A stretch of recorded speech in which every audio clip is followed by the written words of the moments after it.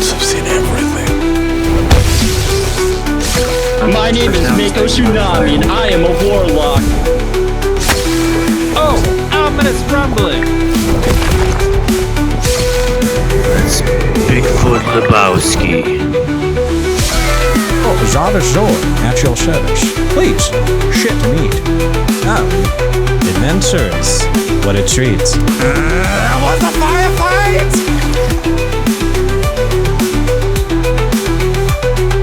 You know, I'm somewhat of an adventurer myself.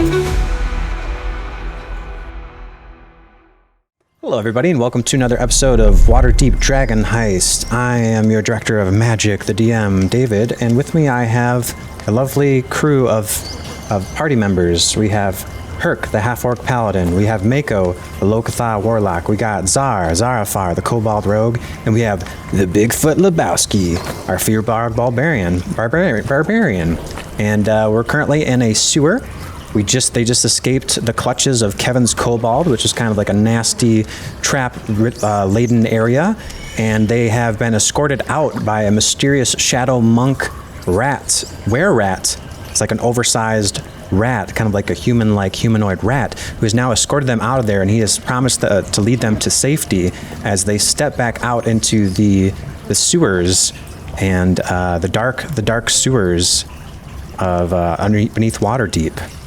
And with that, we go into our scene here. So, you guys have just escaped out of Kevin's Kobolds. Everybody can take a big relief as you pass through this Turtles form the phalanx formation for you guys, and manage to get you guys out, scoop a few arrows, and this were-rat turns back to you guys and says, "Oh man, that was a close one. Too much fun for me. Ha ha ha.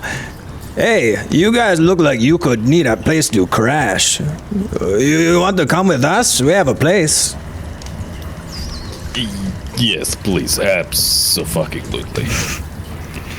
I mean, I didn't do much of anything. I just went downstairs, came back upstairs, and you guys were playing with a cookie, and then I gave you a rope.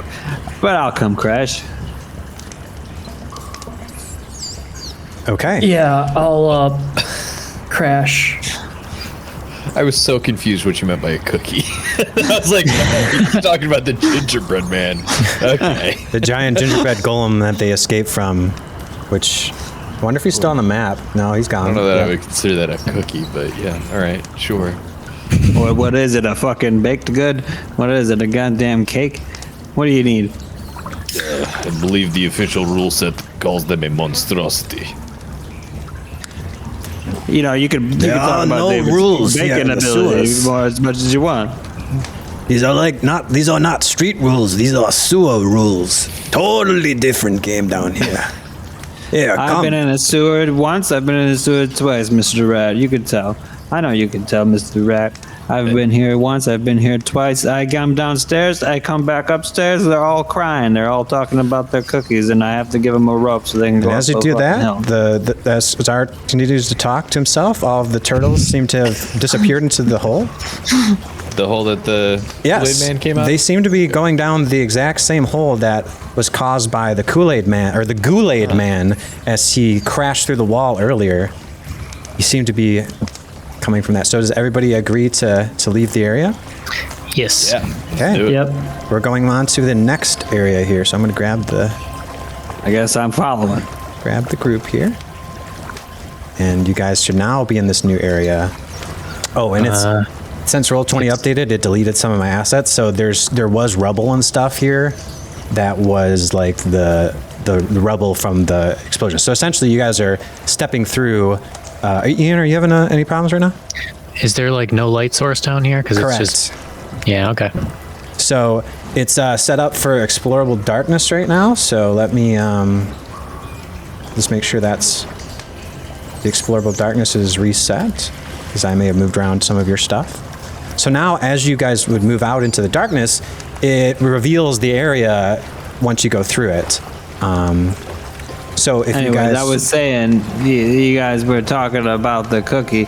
It's a big cookie, but come on. I mean, you know, like they got big cookies everywhere, and you guys were running like your life was scared. You were throwing out some kind of electronic gizmos and gadgets and magic, and I was just like, come on, guys, it's a cookie. So as you guys step out, there's another section of the sewer that as you come out through this opening in the walls, there just seemed to be like a slight little passage that linked between these two, like maybe a small service pipe that you guys could all fit through. That wasn't huge, but it's comfortable for everybody, even Bigfoot. You had to stoop a little bit. But yeah, you guys go through this opening and it opens out into another section of the sewer. Now this section of the sewer, it doesn't look like it's unclean. It doesn't look like it's the black water that, like, as Tzar would know, what you really want to avoid, the black water. That's basically it kind of works like you get disadvantaged when you're trying to do a con save for diseased water and black water. This actually doesn't look bad. Like they look like this is a fairly well maintained what do you call it? There's a tunnel or passageway. And as you guys all step out, you are Mako and Bigfoot can't really see what's going on. Neither can Renear. Tzar and Hurk can see a little bit out into the distance. I have given Mako a little bit of dim lighting, but if you guys need to light the way at all, then let me know. Yeah, I'll pop a torch for everybody so that they can see. Okay. Well, first I'm gonna take like a. Oh man, I don't know. Is it safe to light torches in the sewers? There's a lot of methane down here. Does anybody want to? Well, can I do some sort of intelligence check? You don't really have to do a nature check for that. It's like unless there's something Tzar specifically knows about this area that would like tip you off that there's a lot of methane. Like since it's not the black water, it's not probably gonna have as much methane, or methane if you're British, because it's not the dirty water. So Hurk, here's your. I'm gonna pop my face mask back on. Okay. Your mask of whispers. Not that it's any help now that I've already caught whatever the hell's going on down here. As you guys step out, you notice that there's immediately a ledge. So there's a little ledge, little 5-foot ledge here on both sides that you can stand on, and then it seems like over here there seems to be an opening, like a doorway that leads somewhere, and you'd have to go across it. So as you step out, where is the rat? Did I lose him? No, he's on top of Bigfoot. Okay, so it's safe for Mako if Mako wants to be in the water. It's safe for me to swim. Yeah, I'm gonna go dive in if it looks safe. So immediately as Mako sees, yes, water, and he chooses the opportunity to bathe in the water, to become moist once again.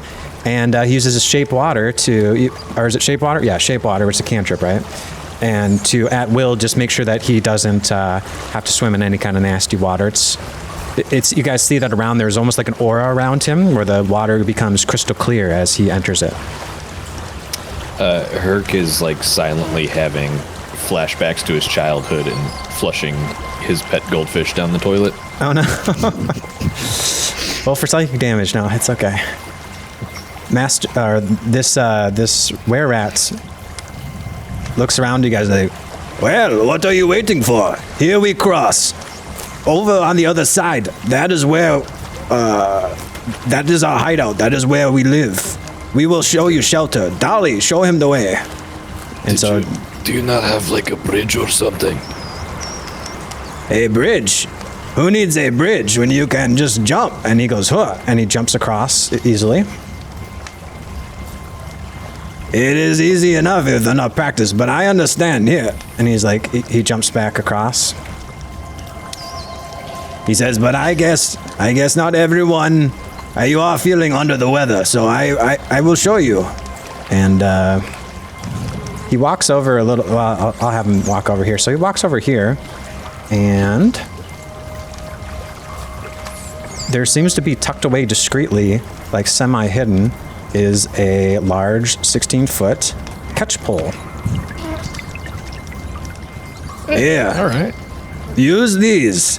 These are how you cross. I am sure your friend here, the Mr. Kobalt, would know how to use one of these babies, huh?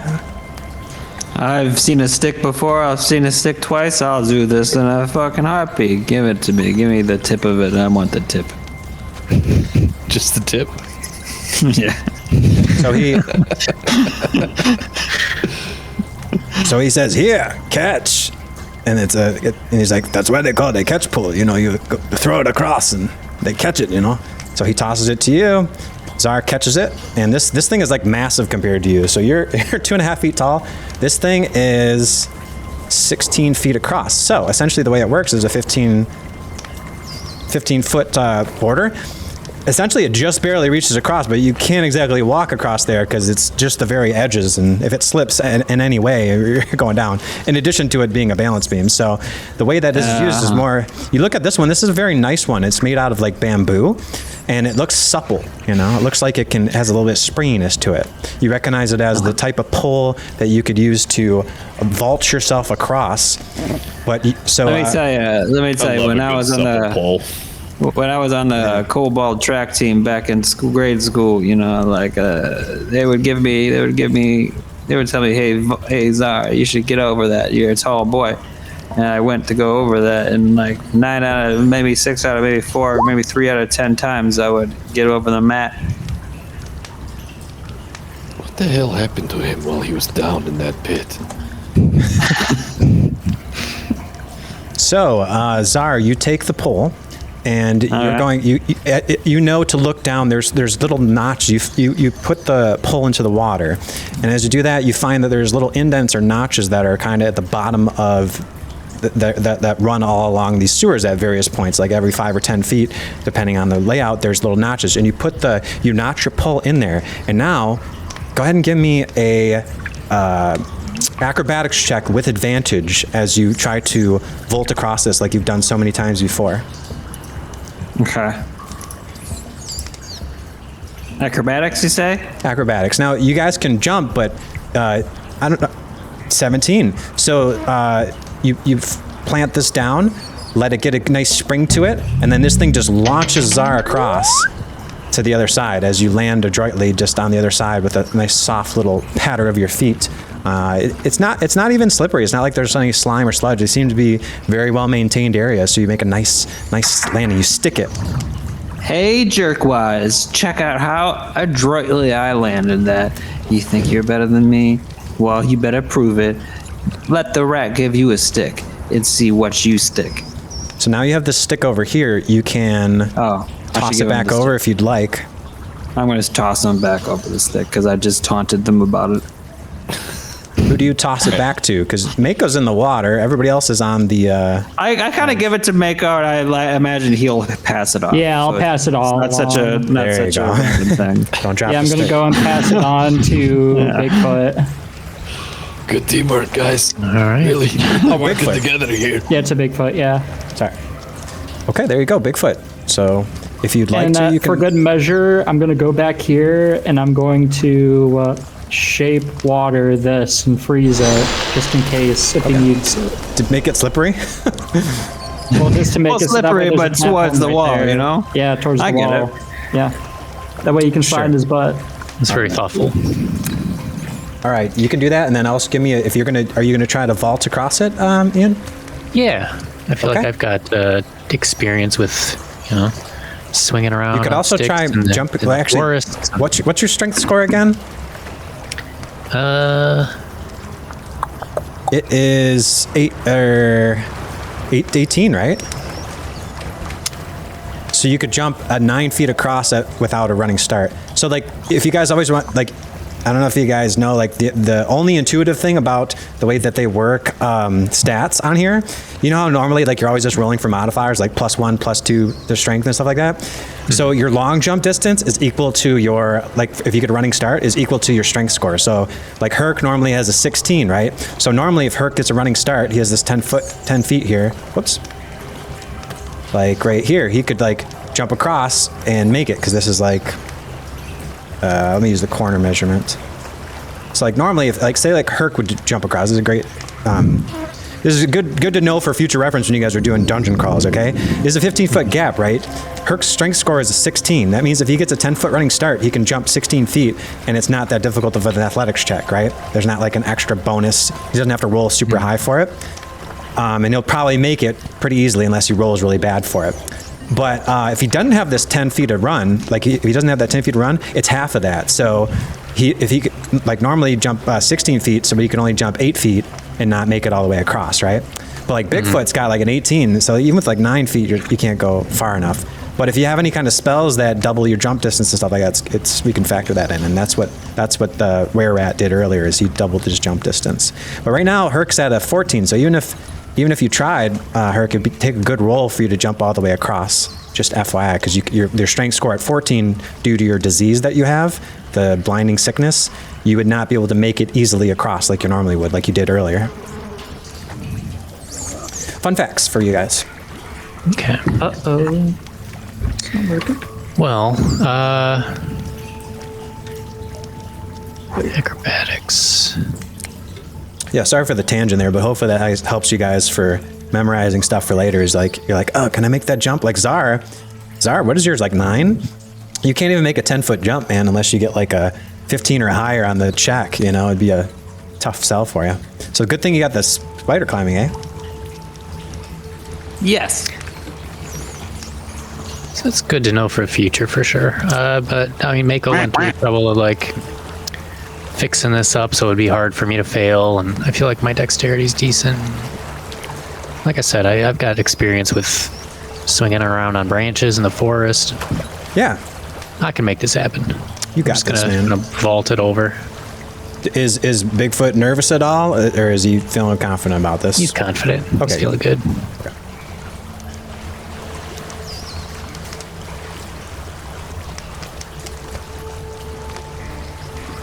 Did you roll yet? Or did you do it talking to yourself, maybe? What? You tell me how I'm rolling. I'm just It's an acrobatics. Acrobatics? Yep. It's an acrobatics check. Yep. Yeah.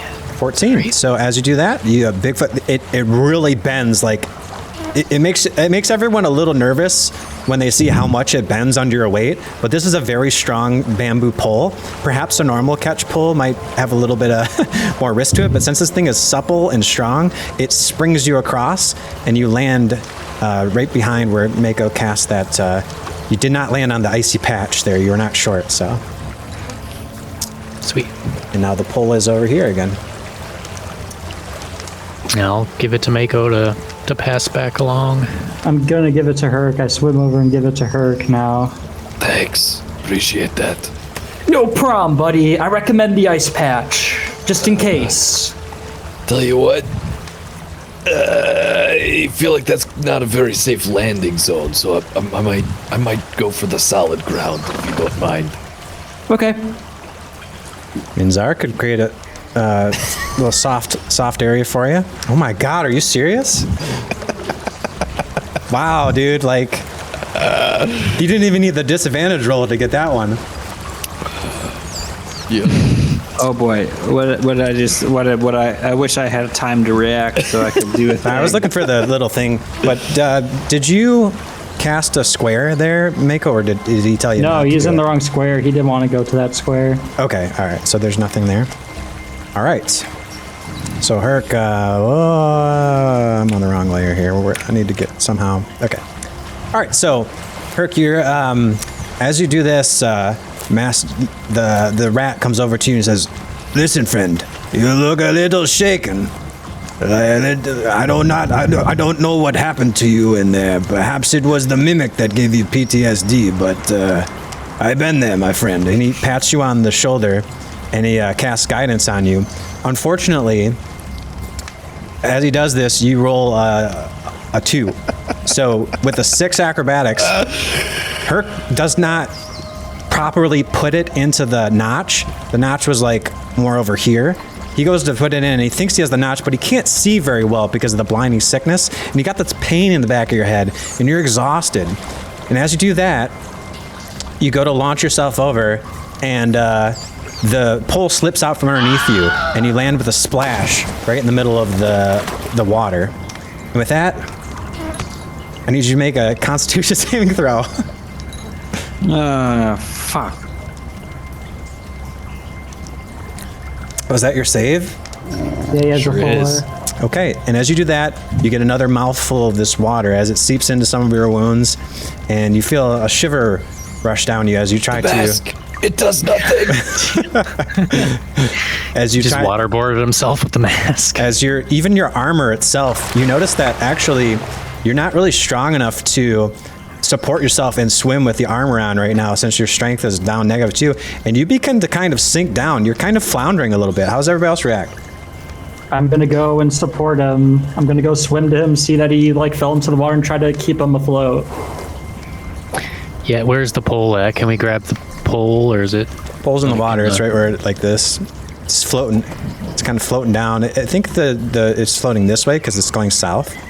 So it's slowly floating down this way. And with that, Renear kind of just sticks out a toe, out to the water, and guys go, "Eh," and just kind of pulls in just kind of discreetly pulls the pole back in before it floats away. Can I help Hurk like swim across? Certainly. All right. Describe how you do it.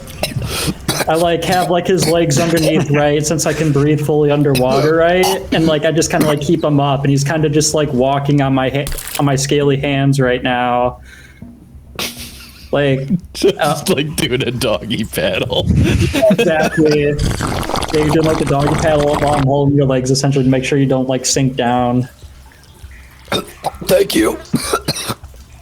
You're welcome. I'm tired too, Hurk. I'm tired. You guys are both with your exhaustion. You're normally, if you had not been so proficient in swimming, perhaps you might not have been able to escort Hurk. But since you are so good at swimming with like the side stroke, the rescue stroke, you managed to use that to get over there, and you guys both managed to cross successfully. Successfully is a strong term. And you made it. I mean, you succeeded in making it across. And then, so the rat looks at it and is like, "Wow, that was a lot harder than I thought. I mean, geez, it's just going like 10 feet, guys. Come on." All right, I wasn't trained. Sorry, I wasn't trained in this. Okay, I've never done this little pole vault before. You should have a bridge. Why is there no bridge? Oh, why isn't there a bridge? Why did you not ask? Dali, do that thing that you do. And Dali's like, "You got it, Daddy-o." And and so Dali uses his staff it has like a bow staff, and it starts to glow with like a octarine color, like a purplish black glow. And as he does that, he uses a spell to cast what looks to be a disc. And he says, "Oh, what's up, bro?" And then he jumps onto the disc and uses that to go across. And he surfs across, and there's the big splash, the wave. And he does that. There's a big wave, and he's like, kind of does a cut, and then he makes sure not to hit Bigfoot with it as it splashes up against the walls and stuff. He's like, "Here you go, dudes." I rolled a 10 at disadvantage to just mean mug him as he's going across. And then it kind of it surfs on back over, and Renear's like, "I like this. Don't mind if I do." And he kind of uses it, and this disc just kind of travels right across. And that is let me see if I'm missing anything. The floating disc spell. Yes, it has a range of 30 feet, so that should be good. And it lasts for an hour. Circular horizontal plane of force, 3 feet in diameter and 1 inch thick. Floats 3 feet above the ground in unoccupied space. So it's kind of like a hoverboard, kind of. So, but if you push on it, it'll sink down a little bit, kind of like like a hoverboard surfboard. So, yep. And then the rat that you don't know the name of. Just The first enemy of this entire broadcast is going to be copyright law. And so he goes over to he's like, "You forgot your little night light," and he picks it up, and then he jumps across over here with the torch, and he's like, "Oh, sorry, wet one. Would you mind if I slide on by?" As he tries to go across you guys. pardon me. Hey, that's okay there, big guy. He kind of pats you on the shoulder, casts guidance again, just in case, you know. And it's not the first time that Hurk has had a rat pat him on the shoulder. You play it rather poorly, and there's a rat that comes up and it scampers out of its hiding place to hear the song, like it's excited for it. All right, I'm a little rusty. I haven't played it in about 15 years, so That's understandable. And as you do, the very last rat comes up to you, hops up onto your shoulder. It almost gives you kind of like a pat, like a there, and then kind of scampers on. a single manly tear rolls down my cheek. You take 10 points of psychic damage. Follow me, boys. Come this way. As they all seem to enter into this area. And I believe that there's darkness that you guys can't see, right? I can't see the next part. How about now? Okay. Now again. Okay. You guys should be able to follow him now. Let me get Renear as well. Renear just keeps on looking at this little surfboard, and he's like, man, I've got to get me one of these babies. He just kind of leaves it floating. So that disc is now floating out there. It'll be there for the next hour. Well, if you do a short rest, I guess I won't be. Well, it'll be an hour from when it was cast. Well, anyways, it doesn't matter. All right, so you guys can make your way through it, and as you guys follow this were-rat, he takes you deeper into this little hideout. And as you guys walk through, you see there seems to be a lot of you see some weapon supplies. There's a cage here. As you guys walk through, there's that looks like it could have held some small animal in there. There's like a lot of crates and barrels and supply things. They seem to be kind of forlorn a bit, like not really well tended to. And as you walk through, it seems like this is some kind of hideout. And he's like, "Oh, sorry for the mess. The place is actually kind of new. With the previous tenants, they're not exactly the kind to have a good upkeep on the place, you know."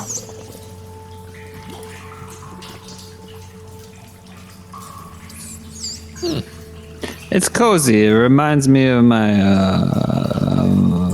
mother's favorite friend's home. You sure talk a lot about your mother. I heard you mention her back in the middle of a tense situation earlier as well. That was kind of weird. Every tense situation reminds me of my mother. I think you should probably see someone for that. I do. I see about 2 people twice a week, and it's okay. We don't have to talk about it. That is good, my friend. It is good that you are getting help in some way. Well, I can help you in other ways. We define help in different ways. Everything's a step at a time. You know what I'm saying? It's a step at a time. It's a step at a time. As you guys enter this area, you see that there is a large, kind of training mat area that's in the center that dominates the room. There's a lot of different game supplies and different food items and drinks that are scattered about. It kind of reminds you of like a college dorm room where there's just kind of like stuff everywhere, stuff that nothing's really put away or organized. Just kind of like if you could just have throw a bunch of disparate things together. There's not exactly a home designer, and then you notice that there is a really nice rug in the middle of the room, and it ties the worm together. The were-rat turns to you and says, "Oh, sorry about the state of things. We are still designing things, and we left Nico in charge of interior design." And then Nico here looks at you and he says, "Whoa, bro! The rug, man. It ties the room together. It's essential. You gotta have it." Beautiful. Bigfoot feels inspired by the rug. He should. It's weird that. Why don't you want to check out the rug? It's also in the sewer, so maybe. I do. I want to give it a little look over. Oh, this is the round. So Bigfoot walks over, or you can go over here. And as you do, your feet have never felt such fine materials before. You've had rugs in your home that are kind of these little things that you made in the forest out of materials. You never had this exotic feel to it. There's a luxurious kind of thing. It looks like. Give me an investigation check real quick.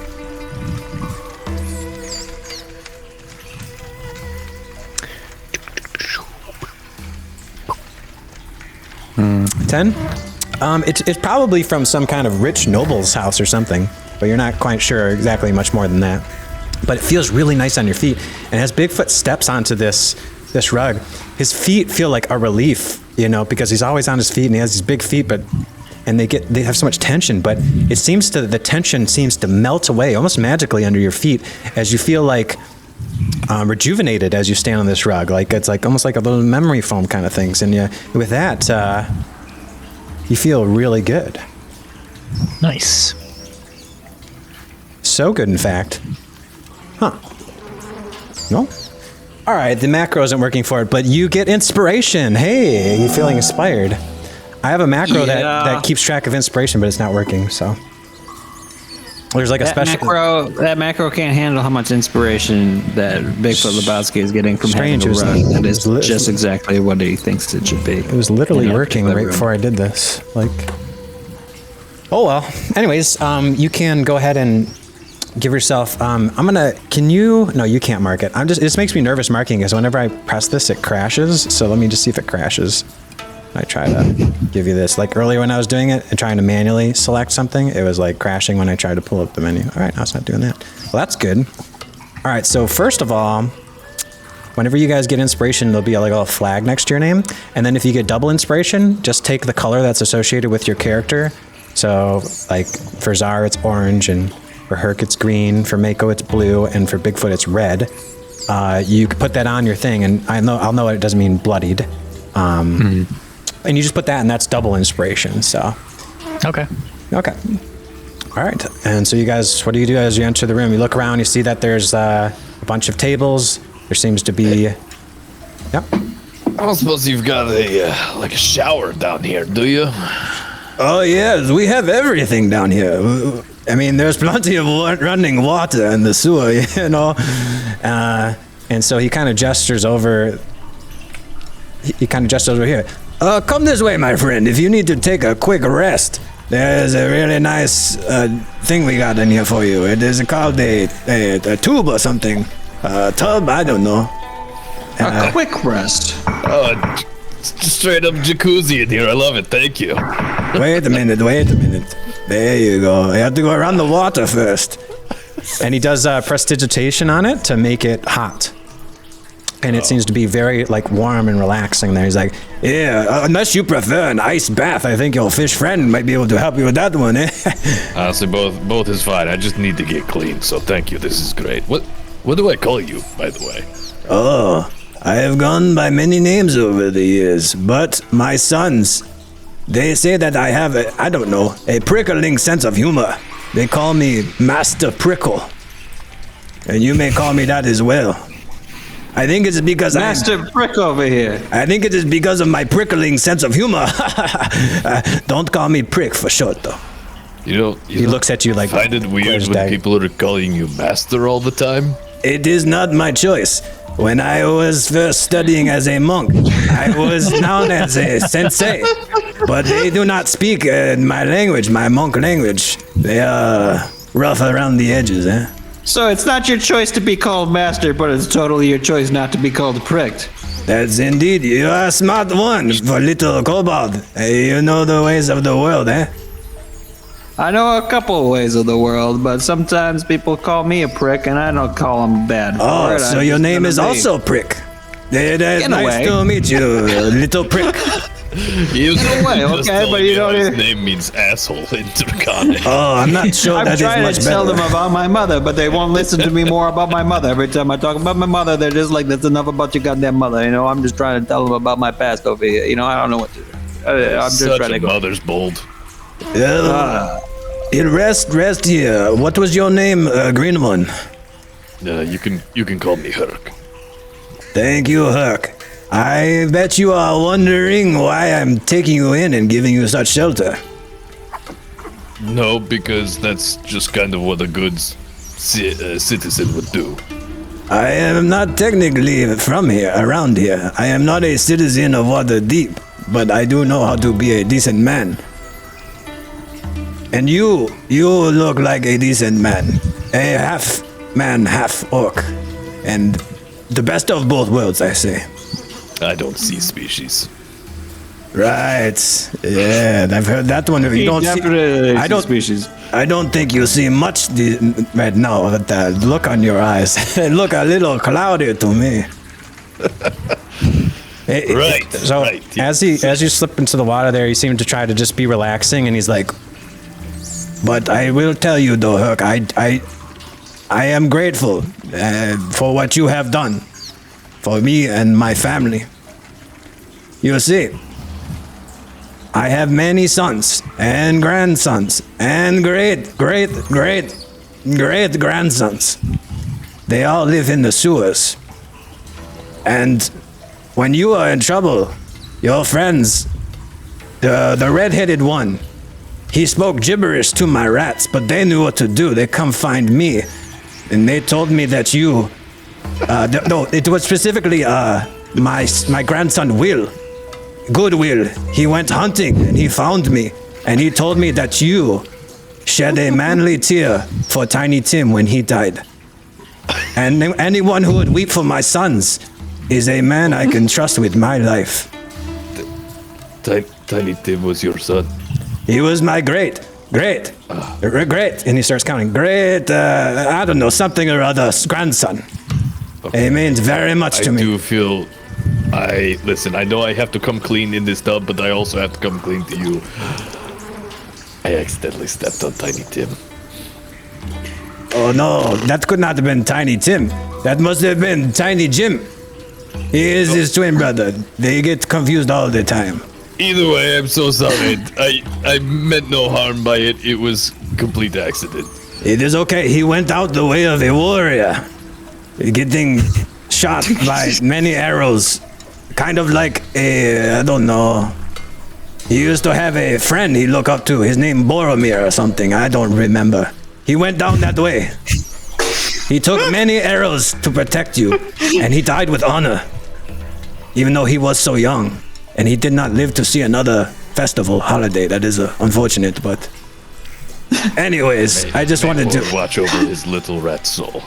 I am glad you have an appreciation for rat culture. You are a man of taste. Speaking of taste. Speaking of taste, I start gargling some of the water. Speaking of taste, he looks at the rest of you. Please make yourself at home. We have many provisions for you, rations, and even our latest product. Nico, hit it. And Nico goes, "Hey, dudes, yeah, check it out, man. We got this savory new item for you all to try.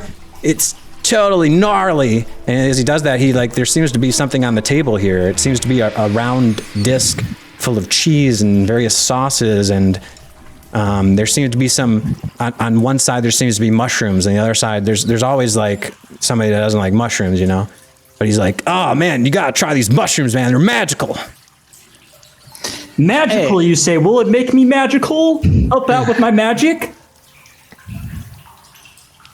Yeah, they're asking Nico. Is that a rhetorical question? Yeah. No. He's genuinely asking Nico if they'll actually help his magical power. Nico's like, I don't know, dude. Dali's the one who casts the spells. Ask him. Dali, my friend. Dali is just now. Mushrooms right here increase my magical power. And I'm gonna go like this and go like that. Okay. So Dali comes in and he's like, listen to me, fisherman. What was your name again? Mako Tsunami. What's your Dali, right? Yes, nice to meet you, Mako. He strokes his, it seems like, so he's a turtle, but he seems to have like a tattoo of a mustache on his face. And he keeps stroking it thoughtfully as if he actually has a mustache, but there's nothing there. And he's like, yes, I would say it probably gives you a little boost if you were to eat maybe a piece or two, but nothing more than that. You can think of each piece as like a slot of the pizza. Mako goes and puts... Oh, he doesn't say pizza, though. Sorry. What? He doesn't say pizza though.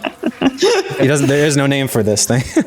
Okay, yeah. He goes and he grabs 2 mushrooms and puts it on the slab of cheese, sauce, and dough, and just like scarfs them down. Is that allowed? So Splinter casts prestidigitation on it, and he heats it back up. He's like, "Wait, you have to try it while it's warm. You can't eat these things cold. That would be crazy." Not cold. And like Nico's like, "I like it cold, man. It's good, hot or cold, just not medium temperature. Never. That is the one thing you don't want is lukewarm, whatever. Well, we're still working on the name, really, but it's our newest product. So you bite into it, and it's delicious. Especially since he cast prestidigitation on it, it tastes like the best thing you've ever had. But if you have never, but even without the prestidigitation, it'd probably be pretty good." He's like, Splinter's like, "Yes, we are still working on the formula, but it would be helpful if we could use an actual oven to cook these things. You see, we are down in the sewers. There's no, we have no access to a chimney, so unfortunately, this is the best we can do for now. What do you think, my fish friend?" Mako's eyes like widen, like his fish eyes widen, and like a grin starts to slowly go across his face as he turns to Master Splinter, and like he just like whatever his name is, Prickle, but yeah, Master Prickler, my bad, yeah. Master Prickler. He looks into his eyes and he like says, "Master Prickler, Prickle. this." It is Prickle, but thank you. Oh yeah, Prickle. Yes, Master Prickle, this sauce, the saucy delight, is quite something I've never experienced before. And can I have another one? Is that allowed? Well, there has to be enough for everyone. Unfortunately, I would love to give you more. Unfortunately, it's very hard to come by the ingredients. There's not a whole lot of fresh cheese down here, if you catch my drift. Yeah. And so that's when Warhol kind of comes over. He's like, Yeah, that's the problem here. We don't have any way to get more supplies here. This is the best thing since sliced bread. But every time we try to get ingredients, there's just not enough to go around. We don't got no oven. We don't got no cheese. No, we got to get that fresh cheese. You know what I'm saying? And he looks over at Tzar and says, "You know what I'm saying about fresh cheese?" Yes. Yeah, you gotta give me. It's weird when it's on the other side of someone saying, "You know what I'm saying?" I'm gonna shout from the bathroom and be like, "Hey, Tzar! Why don't you set him up with your friend from Skewered Dragon? All they serve there is potato stew. I'm sure they could use a new dish." Depends on how much fresh cheese they can get by. There's a lot of. I mean, it seems like they have a supply problem here with 6 people. I don't know if they can handle hundreds of people per night. Well, we'll talk. We'll talk. You guys want to talk? We'll talk. You know my PO box. You know my PO box. I bet you know my PO box. Get out of here. What are we talking about? Do you know someone who may be able to see there are multiple problems? We want more people. We want the world to try this delicious dish. But Well, I know 2 people. Motherfucker. You want to hear about these 2 people, motherfucker? You just want to talk about your dish. please mind your language. I am trying to teach my sons principles, and you run your mouth and you say foul words, and those foul words may lead to escalating. And we monks do not escalate. I apologize, Mr. Prickle. So while you guys are talking business, can Bigfoot sneak a slice of that? Bigfoot can certainly sneak a slice of that. Go ahead and grab yourself a slice there, big guy. Nice. Also, these, I don't know if I can ping these little guys in the corner on these pillows or whatever. Is that a marmot? Right here? Was that a marmot? Are you talking about these guys right here? Yeah. Well, technically, you can't see them right now, but if you right. grab the pizza and you want to look around the place a little bit, say that Yeah. maybe. As everybody's talking, you like to always, Bigfoot always likes to take appraise the surroundings a little bit, investigate. You're naturally very curious and you love to wander and roam. And as you do that, you notice these dudes and they kind of regard you. And there's different rats, different there seems to be like. You're talking about this one, Smarmot? Either of them, yeah. They're just like these giant rats. Like they look like they're very well fed, and like they're not quite the size of like Master Prickle, but they seem very excited as they come to regard you, and like they kind of come up to you. They start to sniff at your feet a little bit. What do you do? I believe I can communicate with animals, right? I think you can. Speech and leaf. Yeah. They can understand the just, meaning of your words. Okay, so they can understand you when you talk to them. Just be like, hey, what's up, little dude? How's it going? They seem to be like gravitate naturally to you, and they both each one just kind of hops on each one of your feet. So you got like these two things that are on you. If you want, you can let them go up on your shoulder, or you can leave them on your feet, or you can, what would you like to do?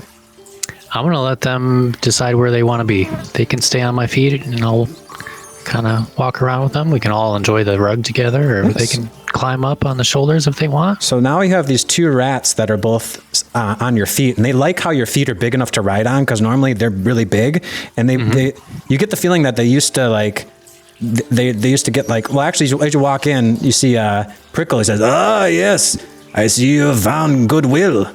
And he used to always ride on my feet until he got too big. But you have two very big feet. Yeah, they are very happy to have someone to ride on that has large feet like you. Happy to help, man. So, I don't know. We're still trying to. How do you like the cheesy disc? What did your friend call it? The saucy delight or something? Best thing I ever ate. Really dough into and it. sauce. That's what I call it. Dough and sauce. I thought you called it something else, like like a saucy delight or something. Like you said, this saucy delight. No, I didn't call it saucy delight. I called it like sauce and dough. I think I don't know, something akin to that.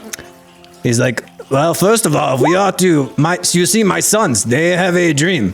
I try to teach them to be the way of the warrior, but they love to eat. And they want more of this, and their dream is to sell these savory rounds to everyone in the realm. But they cannot do it because we do not have a place to sell, we do not have a place to supply, and we do not have an oven to cook. It is a shame because I think that this is their piece de resistance. The magnum opus. I can dig that, man. I eat more than two men. You are combined. big, so you may have two pieces. Oh, nice. You're a big boy. You need to grow strong. He says, but your friend here, he knows someone who may be able to help us. Yeah, he's got the.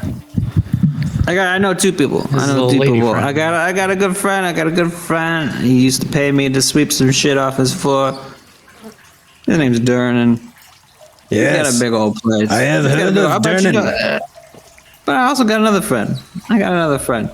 She's a hot number. You ever know a hot number in your life there? You ever know a hot number in your life there, Mr. Prickle?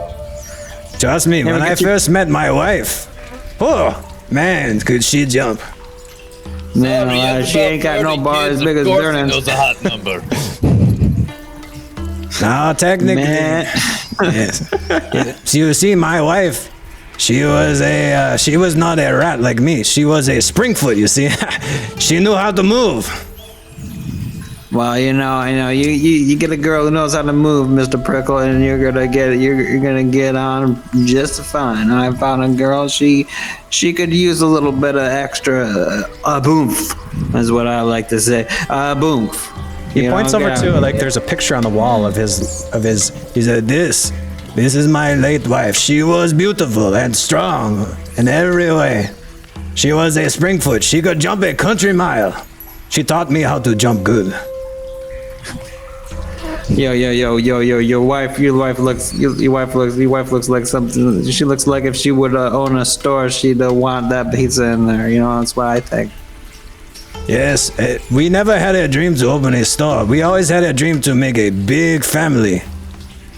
But she, A bar is kind of like a family, but everyone's an alcoholic. It's kind of like a normal family, except money. there's no such thing as a normal family. As you see, my sons, they are, I don't know if you know this, they are, And he kind of whispers over to you. they are adopted. No. Yes, no, please.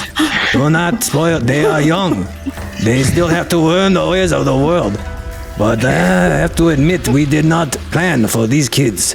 But I feel like she would have taken them in as her own. You see, after my wife died, I took them in as my own. I think is what she would have wanted. Yes. And she would have also wanted you to expand your pizza empire into a couple of burgeoning bars. But that's neither here nor there. Let's continue the plot as we see it. Yes, sorry, it's just I zoned out there for a minute because I miss her every day. She was taken long time ago. You have a missing persons case in Waterdeep never happens. Wait a minute. Wait a minute. It actually does happen? No, that I say they're very rare. I mean, I keep track of my sons. Today. Really? Yeah. Wait, are you guys looking for someone? Yeah, some redheaded bimbo, got taken. And we're looking for him. You ever seen you see that guy over there in the corner, that asshole? Looks like that guy. Yeah, Renear, You see a guy like that? Tell him about your floon. See if he knows. See if he's seen him down here somewhere. Says, Yeah, excuse tell me. him about your boyfriend. Actually, we're just friends, thanks. But my mate went missing a while ago, and he is rather good looking. I mean, I don't suppose rats know how to discriminate between what would be a good looking human and another. But yes, he did look a fair bit like me, and that's why he was mistaken for me. You see, he was taken by the Xanathar Guild. They abducted him, and we're trying to track him down as fast as possible. But unfortunately, I do think we have to take a short rest just to ensure that we are at full strength when we go to finally get him. Oh, that sounds like a big deal. I hope that works out for you guys. Well, you are free to stay here, but you can rest on any of our provisions. We have several nice pillows and various rugs from places. In my room, I do not sleep. I am but a humble monk, but my wife, she used to sleep in this. There is a bed that is free that you may use. I do not go in there because it pains me so. Every time I go in that bed, the bed is too big for me. It makes me sad. I miss her. Oh, I'm sorry. That's sorry to hear about your wife. You said the late wife. Dibs! Was that something happened to her? You said she went missing as well. And yeah, it's not that way. But so Tzar goes running off into the office area. And so Renear and lets you kind of go by as you go by there, and he's like, whatever happened to your wife? And Prickle looks at him. He's like, thank you for asking. It's so nice of you to ask when none others did. You are a good man. What is your name? Renear. Renear, never mind. Renear, never mind. Let me tell you. My wife was a great woman and a strong warrior, but she was taken by the dark wizard. Abducted to do experiments in his dark tower. I wish I could have been strong enough to save her, but there is no going there. He is too strong. There is no way. It is impossible.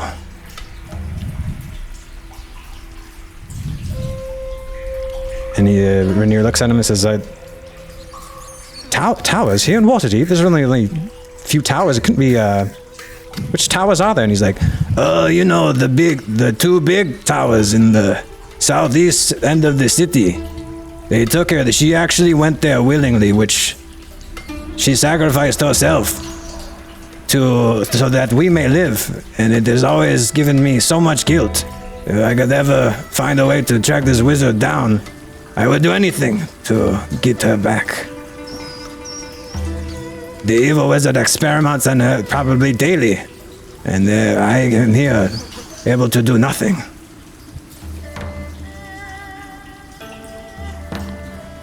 Why haven't you gone after her? I have tried many. Hey, Hurk, I did not see you over there. How is the water, by the way? I've finished bathing myself, and I like drained the tub, and I refilled it, and now I'm like washing all my armor and clothing and stuff. Okay, so you're like basically in the buff. Yeah, I'm just straight naked right now. Oh, sorry. Oh, gee whiz. I walked out to grab a slice of pizza and walked back. Nobody said anything. I thought it was a little weird. Gee whiz, I thought I saw a third leg there for a second. What a monstrosity. Hey, He turns back around. Let's see, I can go. It's nothing to be ashamed of, okay? Oh, sorry. Yeah, it turns back this way. Oh, gosh, what was I saying? I lost my train of thought. You're talking about your late wife? Yes, what about to try to track her down? There's Why didn't you ever like go to the castle?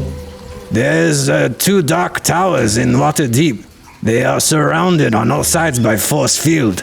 I cannot break this. I have tried. I have even tried to dig under, but it was too formidable. And the force field is too strong. Some dark magic protects the towers. You know them. Redhead, Renear, you said your name was. The Kolat Towers. He goes, Kolat Towers? Those have been abandoned for years. No one lives in there. He's like, Oh, trust me, buddy. There's someone in there, all right. That is where my wife went when they took her to do an experiment. Sounds like what you need is to find some way to dominate a beholder or something and use their anti-magic field to get through the force field. What are you talking about? I don't know what this is. Beholder, this was a wizard.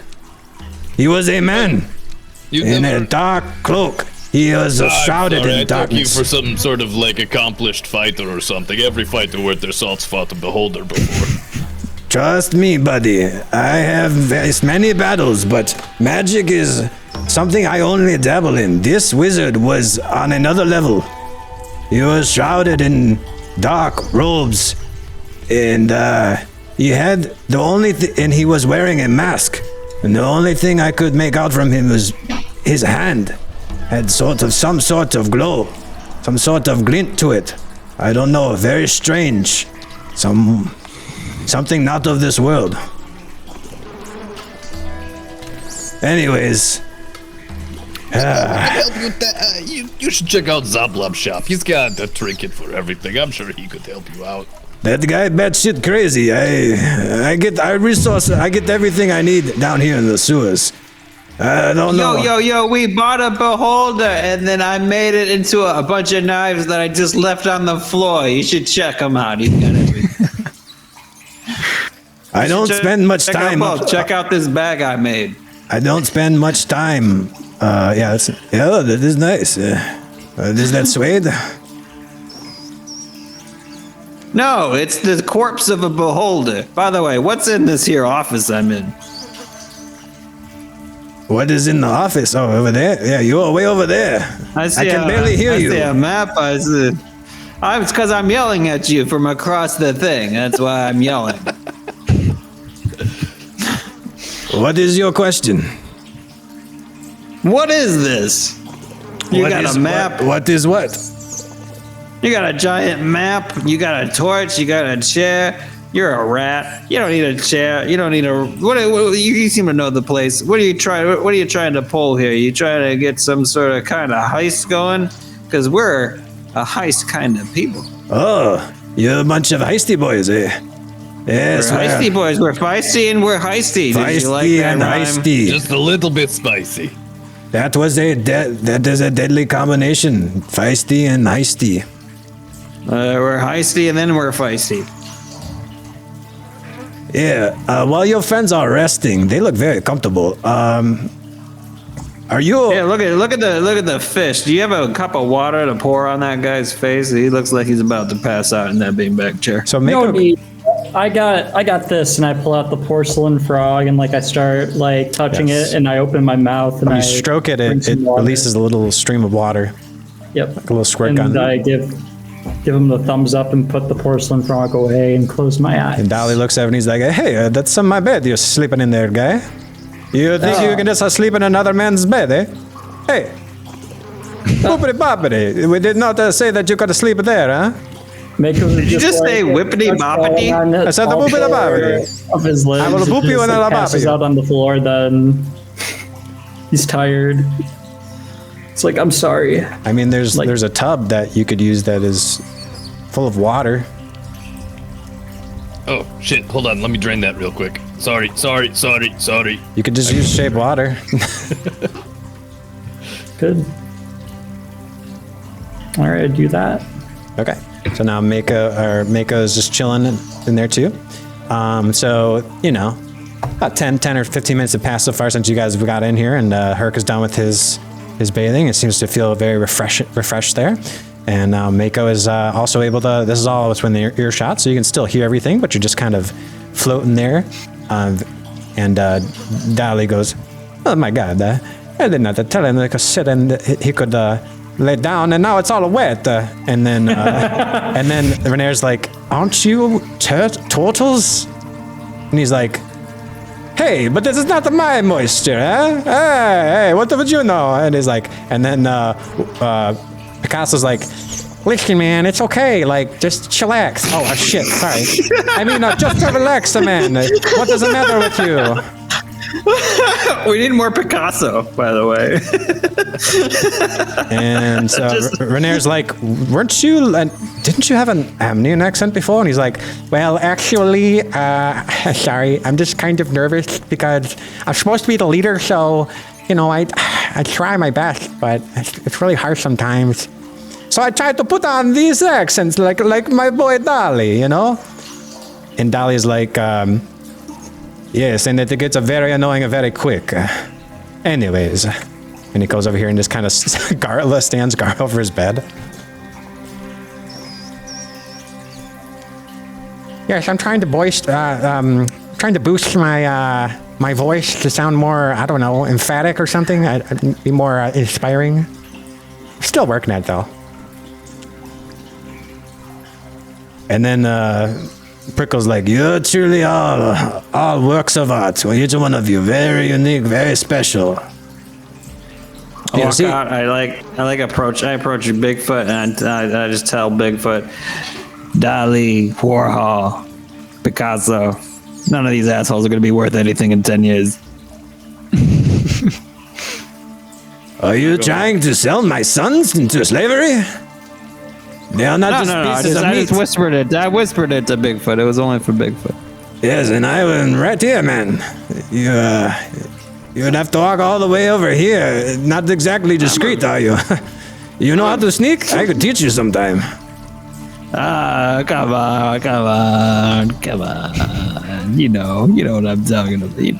You know what I'm talking about. Why don't you tell me about these plans you got over here in your office with the fucking goddamn blue and the red and the green and the You see, we sort the- of borrowed this place from a bunch of bandits who used to live here, and that is where they would do all their scheming in there, see.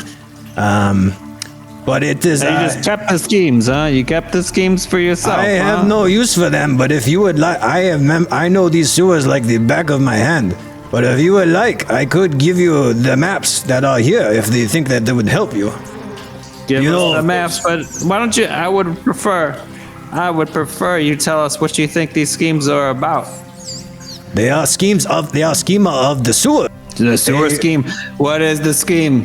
How much is in the sewer? You know what's in the sewer. Enough ingredients to make a pizza pie.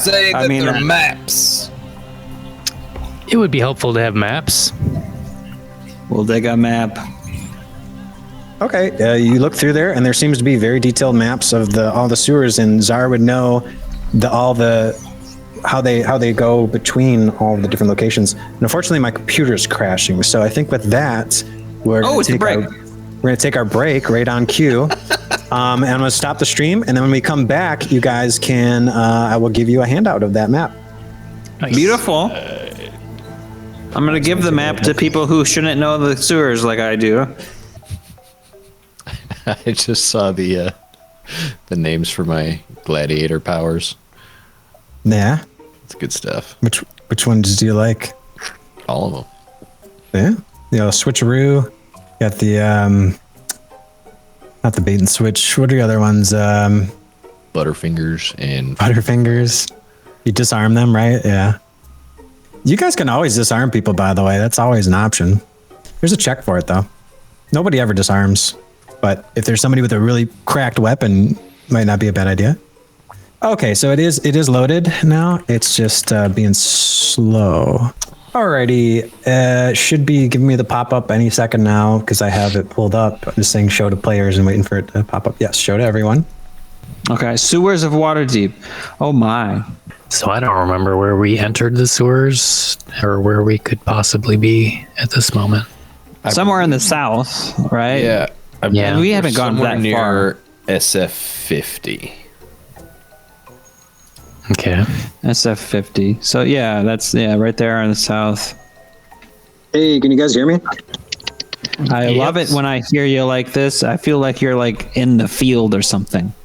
All right, do you guys have questions about the map? Because I can answer questions about it while I'm waiting for this to reboot. Yeah, how much of this map covers places where there are enemies hiding in the sewers? Because I'm sure this is like a really cool like smuggling route, except for the fact that it's super fucking dangerous down here. Can you say your question again, Hurk? Because like I can barely hear. I got you up to my ear right now.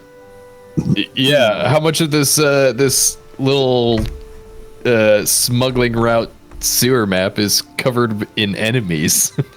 Because I feel like a lot of it. Real dangerous down here. That's okay, because if you know where to go, you can save certain spots on the map and make sure you don't run into those same areas again if there are a bunch of shit crawling around in there. Okay, There's definitely areas of territory, you know, like the lizard men have their own territory, the Kuatoa have their own territory, etc. You know, the lizard men are what control the Kobolds. I think you guys already ran into the Kobalt territory. Right? Is that what that was? Yeah, we were That was Heaven's back- Kobolds. Yep. When you tell me. Well, I thought it was just Kevin's kobolds. I didn't know it was all of them damn kobolds. It doesn't mean it's all of them, but it just means that was an area where there's definitely, that's a territory of that where it's a bunch of kobolds. Oh shit, son. So we kind of know like a general area of where we are, but can you specify like a node that we are closest to? So you guys are in the southeast part of the or the southwest section of the city where you started out, and you know at the southeast portion of Mount Waterdeep, there's the yawning portal, and then you guys went down, the skewered down, then went back up again, but you're still like kind of in between like the dock ward and the ward that you started out in, which is the castle ward. And then, so you guys went up to the Candle Lane, and then Candle Lane, you guys have gone south from that so far. And just like that, we're back from our break, which was, you know, just a few seconds there as we booted this all back up. As players, we also had to take a short rest, and I had to regain 1 exhaustion level. It's like a mandated union break here. Hey, but you don't get exhaustion back on a short rest. What are you thinking, man? I'm still exhausted. Never mind. I have so many more disadvantage to roll that is like neither roll is going to be above a 10. It doesn't matter. Yeah, man, it's going to be rough for us. Yeah, like you guys really need disadvantage on your rolls. It's already been so bad. Right? Yeah. What does the dotted red line mean? We need the karmic dice from frickin' Baldur's Gate 3. What'd you say, Hurk? The dotted red lines on the map? What does that represent? Oh, you guys are looking at the hand. Okay, so while we were gone during the break, I gave everybody a handout. So let me bring that back up. Yeah, why don't you show the people at home the handout? Yeah, but there you showed us a big handout full of all the different routes and places to stop during in the underground, as it were. All right, I got it. So let me pull this up so the stream can see. Tzar starts looking through all of the like these papers that are left behind by these bandits, and they seem to have cartography. They seem to have everything mapped out perfectly. So it's like it's a nice map of all the sewers. And you guys started out on Candle Lane, which on the map is 55. So that's right there, according to the stream, right there. So it's the that square, which is a junction area. It's a good square. Everybody found the square. I love it. I've been there. I've seen it before. It's very recognizable to my eyes. I guess there's no way to do it without cutting it off on the stream. All right, well, you guys can see it. Anyways, so Prickle goes up to you guys and says, oh, yes, you guys going after the Xanathar guild, right? Yeah, do you know where they're hiding down here? Oh, yeah, you're real close. Yeah, what you want to do is you want to go down, go south here. You go south for about, till you go past about 3 sewer pipes, okay? And then it's gonna be, you want to ignore the thing on your left, okay? Ignore that. And then you want to go down a little further, right? Go down south. You can't miss it, man. You're like, you head south. It's right around here. And thankfully he points to right on the map, which is a lot more direct than his directions. And he pings, I guess I can't ping it because it's not part of your thing, but it is 54. 54. Oh, perfect. So so you guys are fairly close. If you head southwest, I mean, you'll find it. Southwest. Don't go. You know where we shouldn't go? It's 55. We're at 55. But you guys were at 55. You know where else? When you guys are heading down from Candle Yes, Lane there. your IQ 55. Girlfriend's age 55. Thank you for finishing it for me. I didn't want to be the only one. Plus 5 is 50, 50, 50. So for sure, it's 54 is where you guys want to go. All you need to know is you need to go to 54. That is for sure. Okay. So you head towards the ocean down southeast. Okay, southwest. Or southwest. Yes, thank you. Yes. All right, so you do that, and he tells you that. We said we only needed an hour to rest, but you don't mind if we stay for like the night, right? Can we make this a long rest? Fucking Fluna is dead. You don't mind if like move in or anything, right? No, we'll be going in the morning for sure. You guys are always welcome to stay here, but I think your friend is trying to, he said that he was taken, and you know what they say when there's a missing persons case, you want to get on that shit. And Renear looks at you guys, and he's like, yes, of course, I do appreciate your offer for the long rest, but I need to find my friend Floon. He's not I have a bad feeling that he might not make it if we take a full rest. This guy's such a buzzkill. Let's do what he says. I feel like the rest of us might not make it if we don't take a full rest. He's got also a point. Of course, y'all are welcome to stay here, but I do believe after a short rest here, I'm moving on to find my friend. He needs me. How do you guys feel about sending? Hold on. Original party huddle, real quick. Everybody. Original party huddle. Am I included in the original party? Sure. Yes. Sure. Mako comes out, sopping wet, splashes along the floor. How do you guys feel about just sending Renear on as like a scouting party, and then we catch up with him tomorrow? How do we know if he's dead or not? Because we'll find out when we get there. I happen to know these here sewers enough to maybe scout. I don't think I'll be killed immediately if I One should thing to enter, think about for you guys, for the DM here, is that you know that Renear really wants to find his friend, and you know that he wants to help you guys out for helping out his friend. And you know that perhaps if you don't come with him, you can certainly take a long rest, but you might lose Renear's support if you do that.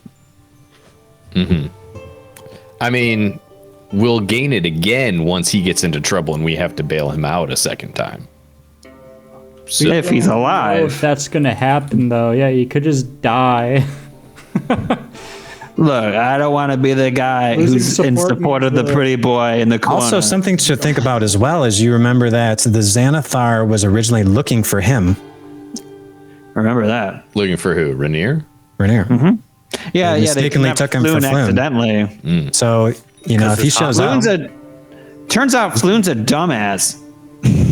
so you have to, definitely Rainier would have his work cut out for him if he tries to go in this by himself. I'm not saying I'm forcing Rainier to go by himself. I'm just saying that is an option. If he wants to go it alone. Yeah, I'm just making sure you guys know what you're doing. If you do take a long rest, that there will be consequences to it. But this D&D, you can do whatever you want. I have contingencies planned for it, but just so you're not like later, like, well, I didn't know this was going to happen. I am like on the edge of death. I think we should probably continue going, to be honest with you. That's So, are you guys worried about your HP? Because I'm not worried you haven't about asked, HP. because like you haven't asked for any help with that yet. If that helps. That's a big hint. We should just do that. Yeah, we said you should go ask him. Prickle's like, are you worried? You do not have the strength to continue? Where's your spirit as a warrior? Hey, Prickle, we're in a private huddle. Stop giving us health potions. You're in my home, and everything that happens under this, well, there's no roof, but everything that happens under this sewer is privy to my knowledge. There are no secrets. Hey, Prickle, you run a good house. How fast do you think we could get all healed up and then go find our buddy Floon, the idiot who got kidnapped instead of this asshole? I point to. Do you have any of those potions of the healing? You have free HP hanging around? You look pretty roughed up, huh? Well, I don't have any potions of healing, but you can always use some Oozy Ointment. That always seems to do that trick for us. And as he does that, he brings out he starts rummaging through some of their supplies. Oh, where did I put? Oh, yes. Oh, And then he manages to find it.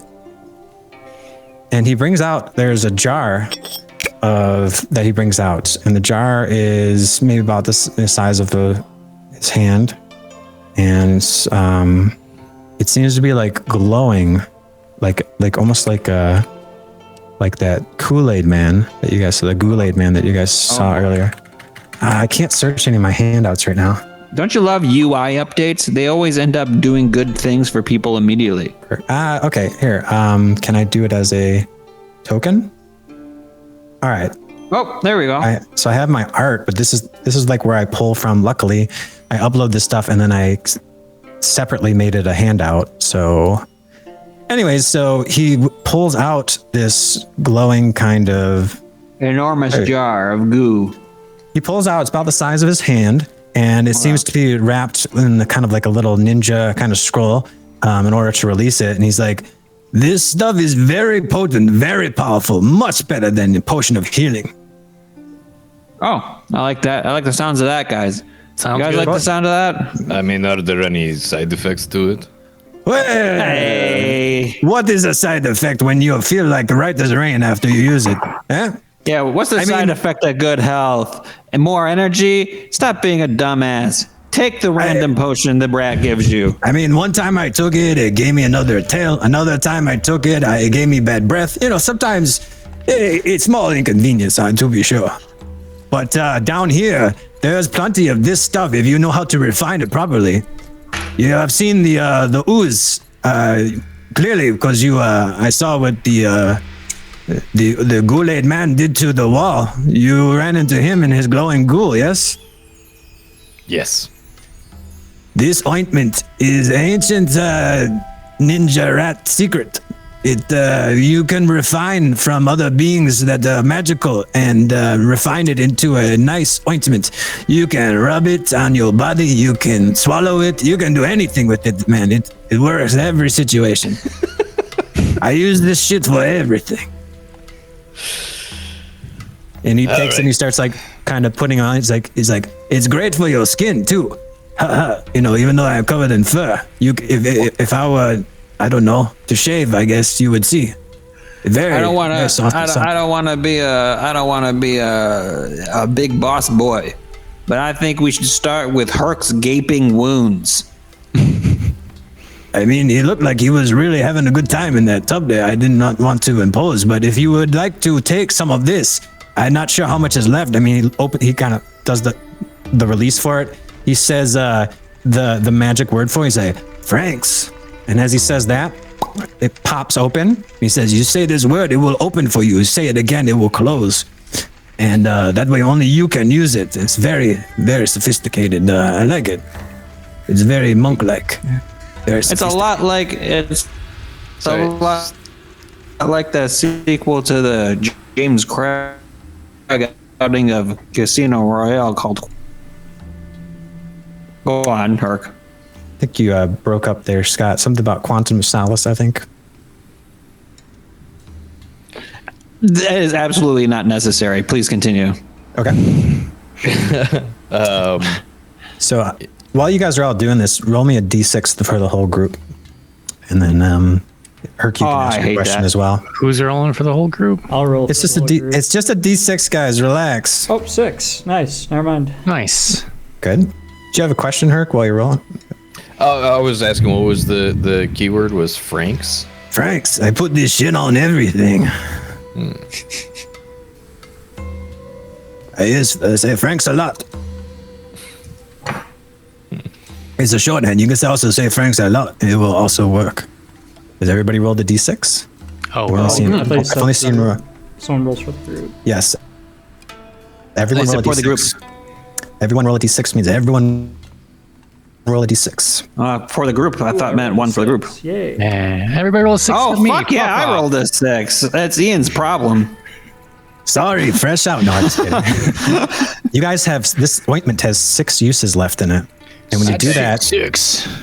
when you do that, it will give you some healing, although I can't pull up the handout to see exactly what the D is, but it's similar to K-Tom's ointment, except it gives you side effects. When you use it, you roll for a table, you roll me a D10, and you see what your side effects will be. Also, it cures diseases. Okay. Since it's like K-Tom's ointment, which cures diseases. Guaranteed cures diseases, or is there a side effect of you get a worse disease? No, it works just like looks like K-Tom's ointment. If you guys want to look that one up, since I'm afraid to pull anything up and crash, but it's essentially, I think it's a 2d8. I think is the roll. It's going off memory. Seems like the risk for reward ratio is in our favor. Seems like we have no Is choice. anybody looking that up? I can Google it. Yeah. think it's- Just look up It's K-E. I can type it in the chat. Thing. Yeah, that is the opposite spelling I would have ever tried. Yeah. It's there's a story behind it. I think of one of the D&D creators. I think it was like someone childhood friend who died or something, and it was like a memory of them. It's like if they had some disease that they lived with or something like that. Anybody have the dice roll? I'm just gonna go with. It looks like 2d8 plus 2 according to the first thing, but I don't know how official this page is. It is. It's probably got the picture of the thing on there, right? Yeah, it looks pretty similar. Looks similar. Yeah. The thing that you showed. Except it's not glowing radioactive. Right. All right. So you guys have 6 uses of this ointment that you can use whenever you'd like. Cool. And so he hands it over to you. Who takes it? I'll take it. Yeah. You look like you could use some of the good stuff here. It's here. You ever try the juice? It's good. It's some good stuff. All right. Are we? Have we decided? Are we officially doing short rest instead of long rest? Yeah. Short rest. If we do long rest, then we're gonna have 2 dead redheads on our hands. I'd like to get rid of a level exhaustion. I'd rather help out this guy. All right. Yeah. So I want to try out my new ring of power. All right. Does anybody want to use the ointment besides Hurk? I'm gonna start with my hit dice first, and then I'm gonna top off with the. I would also like to try the ointment, I think. Okay. So you guys can use your hit dice and then the ointment. You can still use the roll for that as well. But yeah. Go ahead. I think, Bigfoot, do you have any hit dice left? I think you don't even know used what that is. Wait, no. You were before our didn't first short realize- rest got interrupted. You should have all your short rest dice, right? It was only Tzar who used all of his short rest dice. Did I? Yes. Remember you got hit by the two-headed crocodile and then used short rest dice? Hit dice.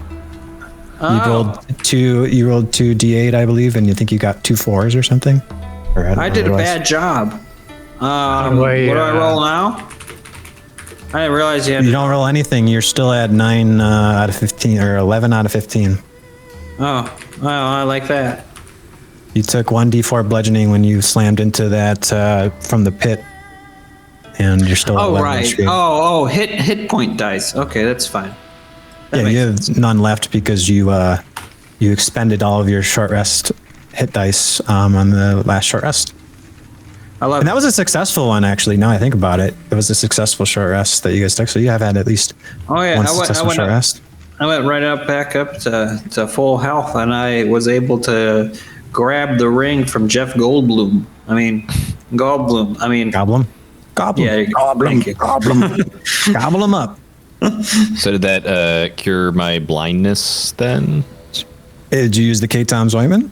Yeah, I used one use. Okay, so how much did you get back from your hit dice? 13? Yeah. So that would brought you up to 15, and then you rolled the K-Toms and got 9? No, I got 15 from both of my hit dice, and then 10 from the K-Toms. So you're back up all the way now? Yep. Okay, so as you do this, he's like, here, you want to get in all the cracks. And he's like, it advises that you stick it. So basically, Hurk's got this ointment over his eyes, and you feel there's this gel that's over it. He's like, here, relax. You guys have a nice rest on these nice pillows that we have for you. These are the guest pillows, by the way. And he comes over to you, and he puts little cucumbers over your eyes, kind of he's like, just another day at the spa. I always said that was a good idea. We should have opened a day spa down here, but I guess we'll go with the savory round of the realm for now. The cheesy discs. See how that work out first. So you are cured now of your disease and the one that you were going to contract. Great. Was the disease what was giving me the -1 strength? I thought it was a -2, so you're back up to 16, I believe, instead of 14.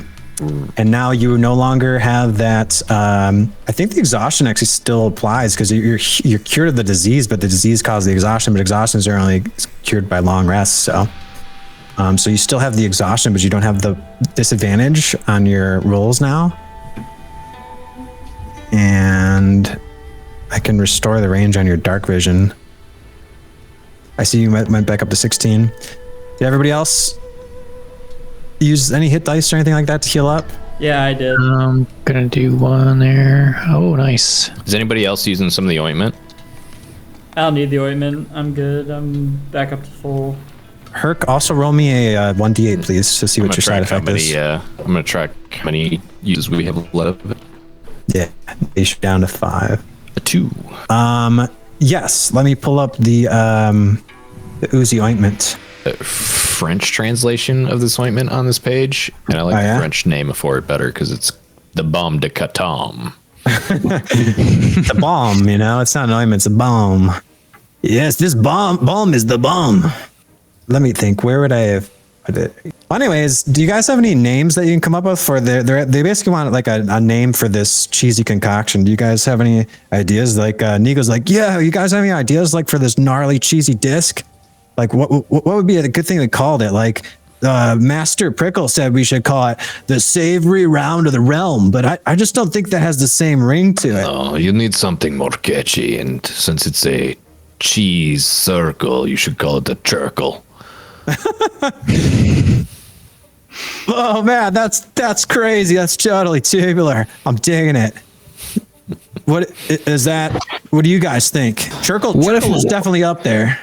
What if we call it? What if we call it? Oh God! Don't listen to Tzar. He's terrible at naming things. He'd be like, it looks like a bunghole, but it's made with cheese, and cheese comes from a cow, so let's call it a cowabunga or something like that. Terrible idea. Why did you? Bumga? First of all, how did you know what I was going to say? Second, Because I know you, Tzar. You want to know what your effect is there, Hurk? Not particularly, but yeah, lay it on me. You gain a prehensile tail with a reach of 5 feet. You can use this as a bonus action to make a tail attack, doing 1d6 bludgeoning damage. So from behind underneath you have your armor on right now. No, I'm naked right now. For until a long rest, you guys, these effects is it a wear off. tail? Is it a tail? So he's like, man, you're just full of surprises, huh? It must be following the path of least resistance, eh? As it tries to I grow. wasn't wearing pants when this started. So there's a green orcish tail that comes out. It looks kind of like a rat's tail, but it can orcish tail. Yes, it's like an orcish green tail. The skin is tough and sturdy, and it's like a canvas of green skin, and it sprouts out from you. And now he's like, all right, I like your style there, Hurk. And he's like, high five, and he goes to give you a slap with his tail. Do you what do you do? I'm gonna I don't know. I've never had a tail before, so I'll try to turn around and smack him with the tail. I don't know. You go up and you manage to do the "you son of a bitch," and if you want, you can use "know your ally" with them to do the tail thing. This is just me. I just thought of that. It seems like a good idea. So it's prehensile, which means you can manipulate things with it, like a third arm or like a third leg, but you can't really use your legs that well. Okay, so what would you like to know about Master Prickle? You can know his AC, his strength, his HP, stuff like that. Let me find out his. Well, hold on. I feel like I know a lot just by watching him. So let's go with in HP. Now the HP, it would just tell you if it's higher, equal to, or lower than yours, right? Yeah. I'll let you know if it's much higher. What's your HP at right now? 20. It seems like this guy could take almost twice as many hits as you. He's an old man, but he's been around a few times. Yeah. All right. He's like, not bad, huh? We need to do a little tail wrestle before you lose that thing. I want to see who wins, huh? What do you say? I feel like it's going to be you, but yeah, sure. I'm always good for a nice friendly sparring. Oh yeah, go ahead and give me a athletics check. All right. I'll have him do the same. I don't think he has. Oh no, he has okay athletics. I don't think he has better dexterity. He gets a 15. That's a 7. You're like, I get it. You still need to rest. You still look like you're exhausted. You see, it cures you of disease, but it does not fix everything. You've been through a lot. You need your tail you need to work it to become stronger. More like this, and he kind of demonstrates a few kung fu stances where he's snapping his tail around, and like this, yeah, and he kind of teaches you some tail whip moves. And you know what? For that, now your bludgeoning damage goes up to 1d8 with that because you're more proficient with that. I'll say. What? Because he teaches you the best way to use it. Specifically? Yeah, we'll say it does 1d8 instead of 1d6 bludgeoning. Okay. All right, so you guys do a successful rest. Congratulations. That was successful. I feel successful. Yeah, and as you guys, so I assume you guys are going to try to head out. Does Bigfoot want to use any of that ointment? Yeah, do you want to use any of that ointment? So now that my hit dice went pretty well, I think I can hold off. We can use it at any time. And does that count as an action or Bonus action? Bonus action? Okay, I'll hold off on it for now. Well, normally with the healing potions, it's bonus action because you can take a swig from it. I guess this, you could just take a quick scoop of it. I guess in that case, yeah, it'll work kind of like because normally my potions work a little different than normal potions. Normal potions, you just always roll the dice for it. and we roll the dice for this, but like, I guess maybe I should have given you the full amount, but Hurk healed all the way. We'll just leave it out as you can use it as a bonus action, but it's still the same kind of rule. Like normally with healing potions, if you do it in mid combat, you have to roll for it. But if you do it as an action, you get like the full maximum amount. But with the ointment, let's just say it's just always the roll, but you can still use it as a bonus action. But it has to be on you though. You know what I mean? There's only one of this. So that's the question is like, do you want to hold on to it? Yeah. Because the bonus action is like you're whipping it out real quick, and you're not like, "Hey, flip me that shit," and then you go to use it. Hurk has it right now. I guess I should use it while we're together. Okay, roll me a 1d6 or 1d10. Sorry, 6. you get hulking strength. The user's muscles bulge with unnatural strength, and you start to turn slightly green as you feel a rage go within you. You know what, Ian? I'm going to say that since this is you get a rage back for this because it makes sense. You're like the Hulk. So you can go ahead and give yourself another thing of rage, and you have advantage on strength checks and saving throws for 1 hour. Okay. That's actually a really good one for you. Oh boy. This is going to be really awkward when I have to like cut a hole in my pants for this tail, and then the tail disappears and I just have a hole in my pants for the rest. So is it just kind of like, I mean, you could probably do a over under kind of thing. Like you can kind of like go over the pants, right? And just have it kind of like you kind of get your ass hanging out a little bit, but you know, there's no unawkward version of this. It's just your prehensile tail has just got a mind of its own too, man. Just like, hey, keep your tail to yourself. It's like, sorry, man, it just can't control this thing. So Ian, did you also roll for the K-Tom, the 2d8 plus 2? I did not. Okay.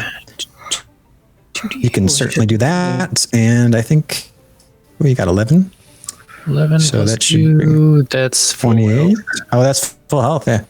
Yeah. Unfortunately, it doesn't give you like any temporary HP, like 28 out of 27. But okay, cool.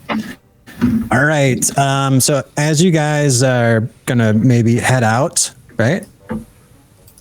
Yeah, we're gonna head out. Right, guys? yes. You guys are gonna head out. Okay, cool. All right. So as you do that, who's closest to Nico? Bigfoot, I guess. I'm in the corner. Nico's this guy. Oh. Well, actually, he's this guy. Yeah. I guess it's me then.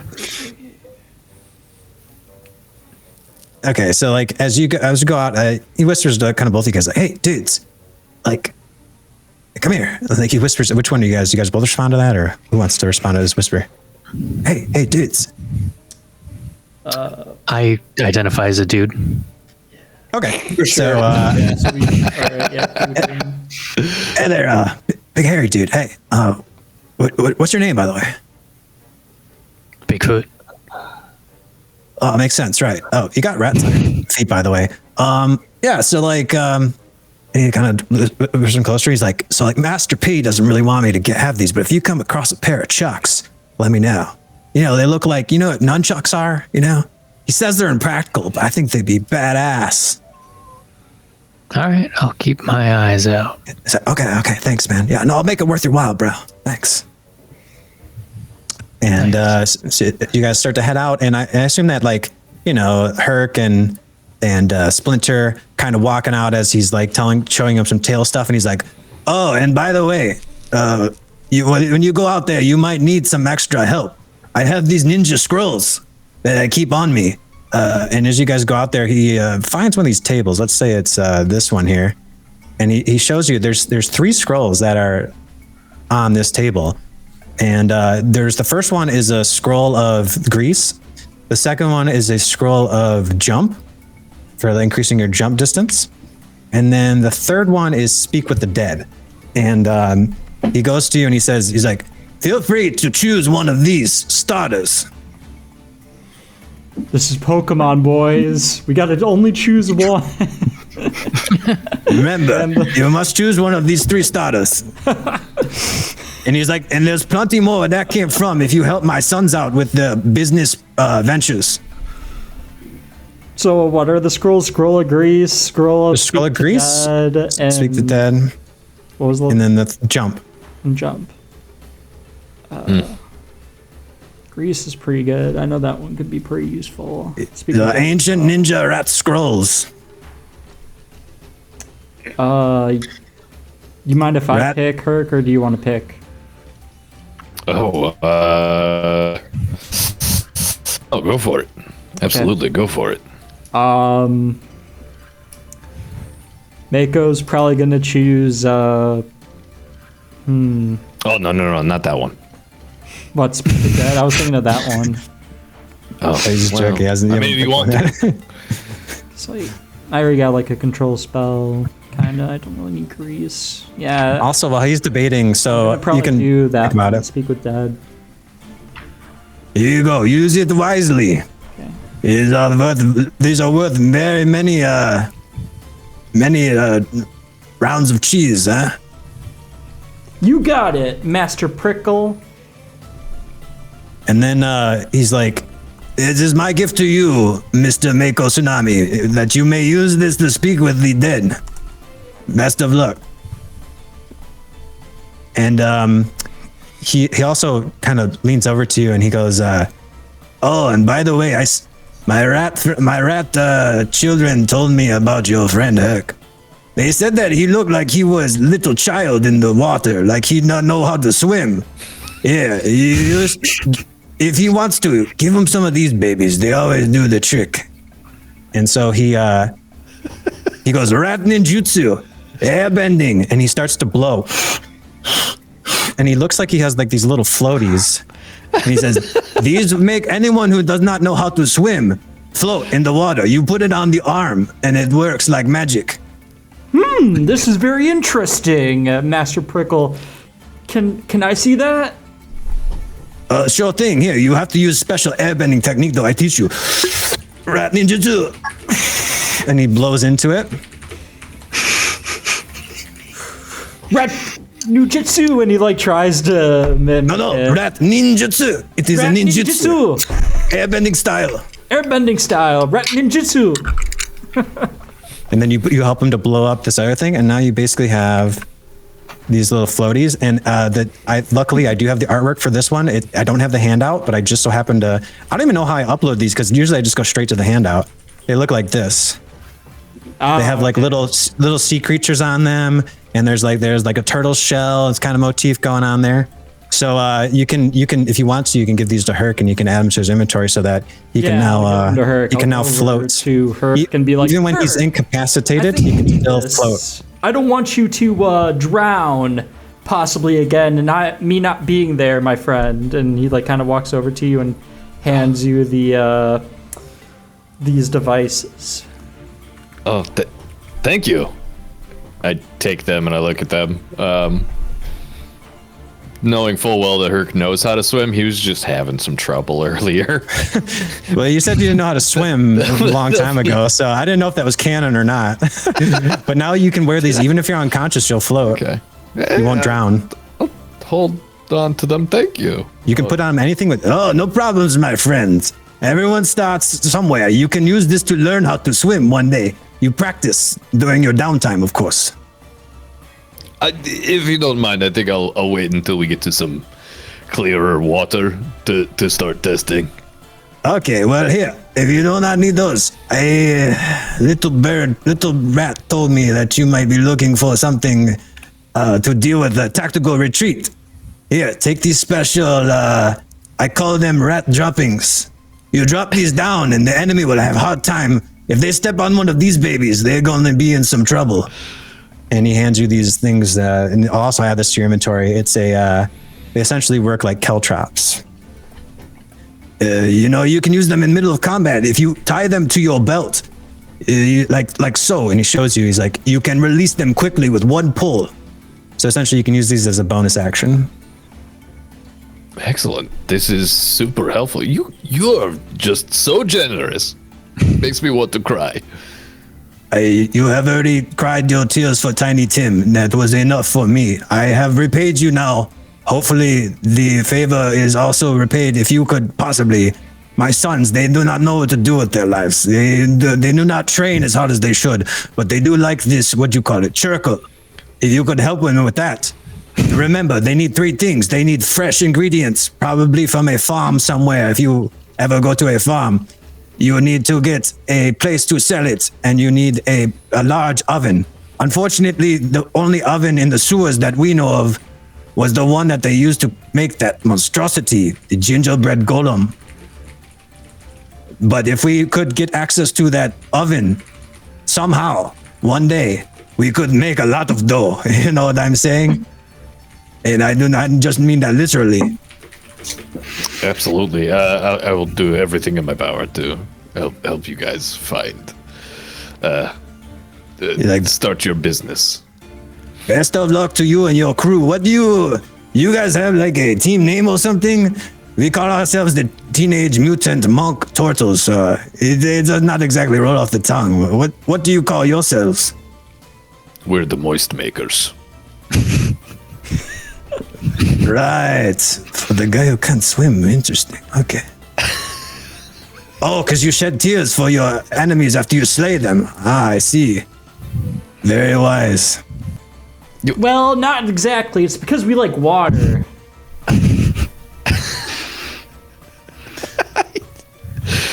And he's like, I hope you find everything you are looking for. And he looks up down on you, looks at Bigfoot too, and he's like, so what brings the Bigfoot with the rest of the party? What is it to you guys? You also looking for this redhead guy? I was hanging out in the sewers looking for somebody else, honestly. Man, it seems like everyone these days looking for something or someone missing. You look like you're very. Wait, did he see you turn invisible earlier? I don't know. No, I don't think. I think that was before that. But he's like, That was what the he's like, is. he's like, strange. I have heard rumors of a large creature that was hairy roaming about. It must be you. And I have heard that you are able to disappear like some sort of ninja. Have you ever studied ninjutsu yourself? Or been interested in being a monk? I've thought about it, man. Yes, we've all wanted to experiment a little, you know. Hopefully just not on rats, you know, with my wife and everything. I guess that is a poor taste in jokes. But, yes, who are you looking for? If not this red-headed fellow.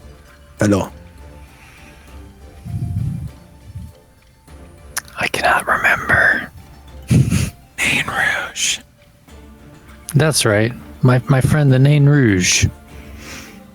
No, I've never heard of him. What does he look like? Is he like you, big, hairy, able to turn invisible? No, he's small and red and kind of an asshole. Wait, did you say Nain Rouge?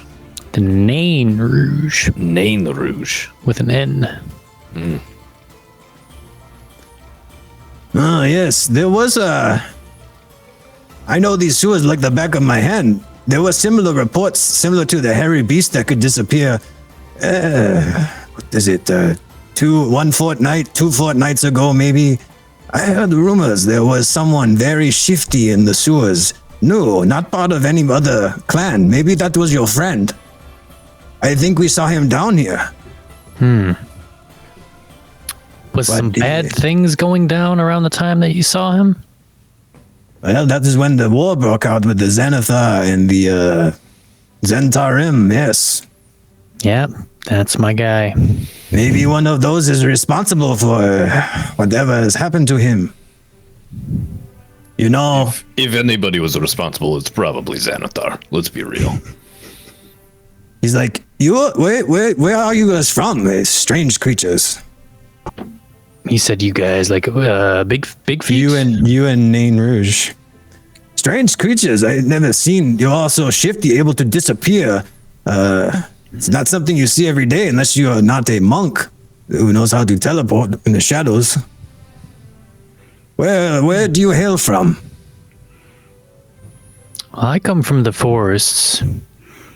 My friend, the Nain Rouge, he's more of a city guy, but as the folks came to the forest to take the resources he and I kind of crossed paths, and well, we You look mean out for each other. the high forest to the east of the city?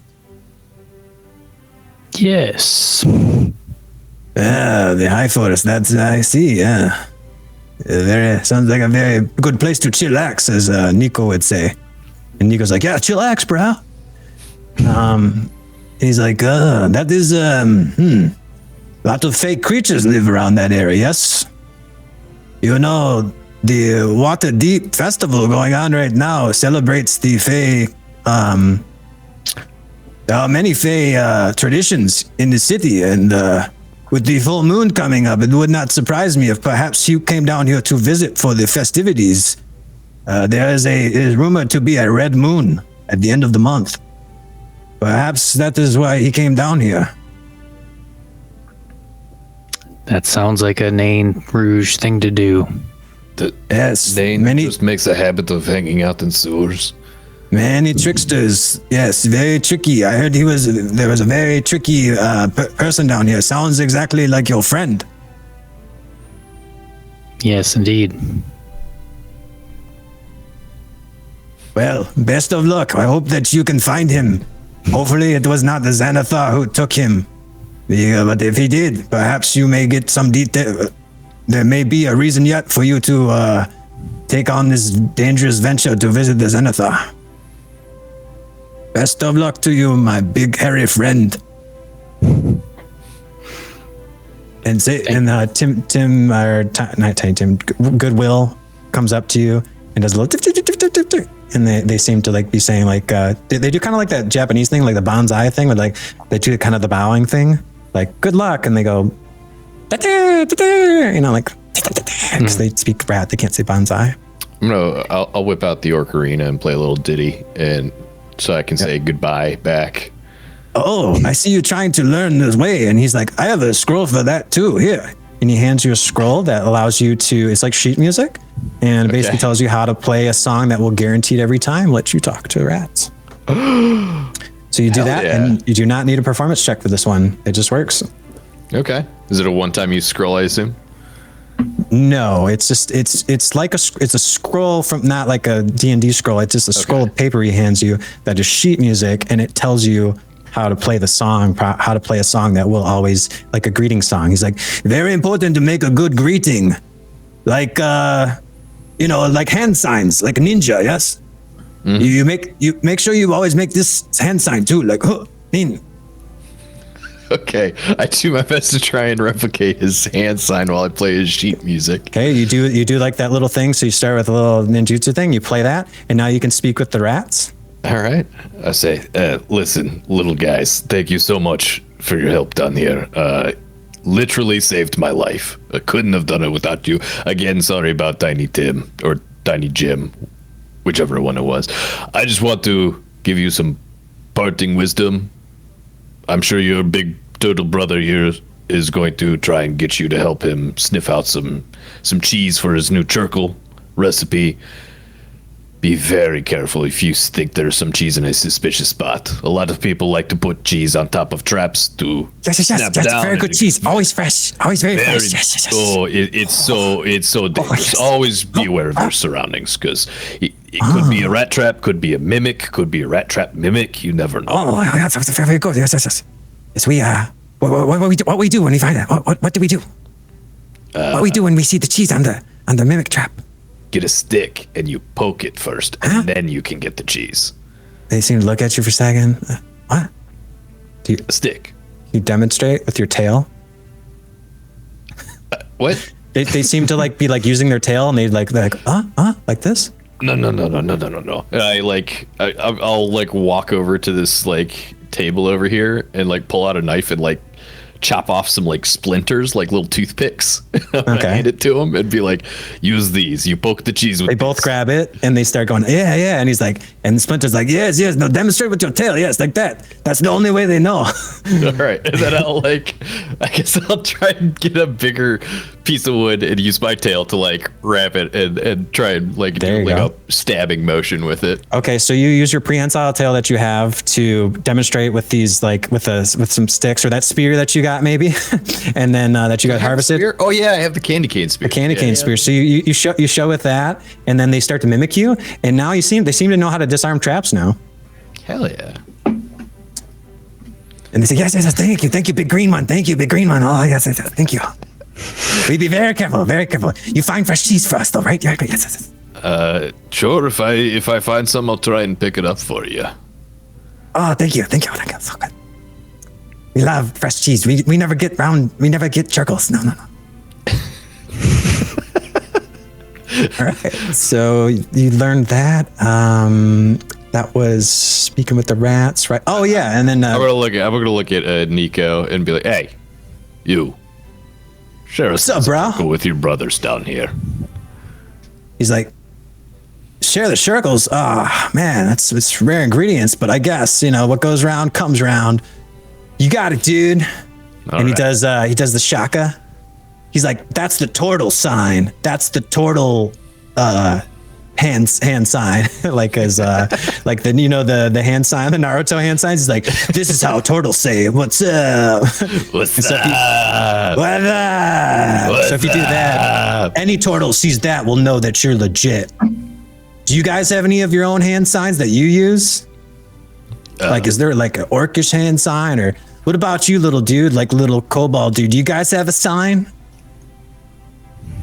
I've seen him do this a lot. I don't know if that means anything. Oh, do we have Scott? Did we lose him? I have a feeling I know what Scott's hand sign would be. Yeah, we lost Scott. Oh man, I didn't get a text or anything from. Huh. Hopefully everything's okay. I assume that Tzar would give him the bird. I would give him all sorts of problems about all of this. That's how I feel. I Welcome don't back, like Tzar. it. Thank you. I feel good. So like you hear, there's also Nami is like he like whispers out to Mako. He's like, Mako, show him our sign. Show him our hand sign. We have a hand sign? Ah, yes, I give it to you all the time. It's kind of my thing. Okay, I show him the hand sign. And so like Mako does like the dramatic, like turns his back and then gives like a big thumbs up. Yeah. He's like, they're like, whoa, totally tubular, man. That's gnarly. I like your style. And he does the thumbs up like this. Yeah, like that. Nice. You're like a Bigfoot hand sign or anything? Just blurry. Well, we'll keep it family friendly. We'll say big feet. How about that? You do like a little toe wiggle. You like, or you stick up your big toe or something like that, or I don't know. Yeah, you can do the pinky snub. Hey. All right, cool. So you guys all learned. You guys swap signs. You guys seem to like really have like a good communication thing going here with the turtles and the rats. There's some good synergy. And as you guys head out, we're gonna move on to you guys make your ways back down through the sewers. So I think they're gonna stay here unless you guys want them to join you. Join us, I say. As I mean, they're welcome to come along, but I'm sure you guys have important things to do. So I'm not quite as sure that they have important things to do. they're working on their budding Chircle empire. It'll bud. We were thinking about going to scrounge around for some more ingredients. We usually spend at least the whole day trying to just scrounge around for some ingredients. We were planning on going upstairs here. You guys know where the Thirsty Throat is, right? We're right beneath that. So take that stairway up there. But we got to be real stealthy. Probably take us all day to try to go source some new ingredients from around the city. That's crazy. Thirsty Throat is what I call Mako behind his back. Oh. Mako looks at Hurk, look confused. Well, I suppose we should probably give Mako the little he's shaka. We also got to repair the damage from that Goulet man who wreaked havoc. Sorry, we may or may not have. I mean, it's not like we sent him your way, but like he was definitely we had him on the run. Man. So we probably got to go do some repairs. Yeah, good luck with that. Do what you gotta do, guys. Got to fortify our defenses. Best of luck to you, bros. Does the Shaka. We'll see you guys later. All right. So with that, you guys make your ways back onto the sewers. And I'm going to move you. I think I'll just move you right into this next area of the map. So you guys go back to where you were before. You go down south towards where that Tzar leading the way because he's your guide. And I'm going to move all the player tokens over to the new map. So you guys should be looking at a straight up and down kind of more narrow passageway. And you guys should be all on the right side. So as you enter this new area, we make your way down. You guys are currently heading south. So even though you're going up is south. Okay. So you're heading down south towards that lair. And let me know who's taking point and who is bringing up the rear. Well, I guess I am going forward first. Okay. Does anybody else want to? I'll take second, I guess. I'll be right behind him. I can't see shit. I'm gonna try and grab onto someone who knows where they're going and just kind of follow. Okay. So you guys are going to be like totally. And I'll like 30 feet of dark vision. Okay. So everybody. Okay. Who's holding on to who? So there's only. Now, Mako has the option, since you recognize that he could go in the water if he'd like. That water is putrid. It is black water. It's not good water to be in. It is shit water. yeah. But Mako would be okay with shape water if he'd like to swim in it. He should be okay. What water are you talking about? I don't see any water. This water. Yeah, that's exactly the point. Sludge. Oh, it's sludgy. Okay. Here's the walkway and here's the water. Say brownish color. You know how like in a city there's like hundreds of people? Yeah, I mean, I'm probably gonna like grab onto Hurk because he's large enough for me to grab onto, and I'm just gonna kind of follow wherever he goes. I'll go right Yeah, behind you. I'll extend my tail for you to hold on to. Yeah. Yeah, you can use that as a third hand. Yeah, no, That way I can have my weapons So- ready. Mako and Bigfoot are holding on to Hurk. No, I'm just gonna be behind Bigfoot, holding on to Bigfoot. We're just Okay, kinda, so you guys are he's, basically pretty going hard the- not to miss, and even with like my little eyesight, he's pretty hard not to miss. Okay, so with the chosen formation, you're gonna have to go single file, and you can, unless you want to go in the water, and then you guys can tell me how you want to proceed. Single file, let's go up, right? Okay, you just want to waltz up forward. Want to waltz up like 30 feet? Okay, Tzar seems to be moving rather quickly. Hopefully, you guys can keep up. Doesn't seem to be sneaking at all. Just kind of walking down the. I meant something more cautious, but yeah. Okay. I was hoping everyone would follow. Okay, you guys can describe how you want to move as a unit. If you don't want to use stealth, that's okay. If you want to use stealth, you can. If you do stealth, you need to determine whether you're moving as a group or individually if you're scouting ahead. I vote stealthing as a group. Yeah, we should probably stay as a group. Keep in mind, if there's any traps or anything, you would all be triggered at the same time. Yep. So, okay. Group, baby. Okay, so you guys Stealth. go ahead and everybody give me a stealth check. Oh boy. Oh, hell yes.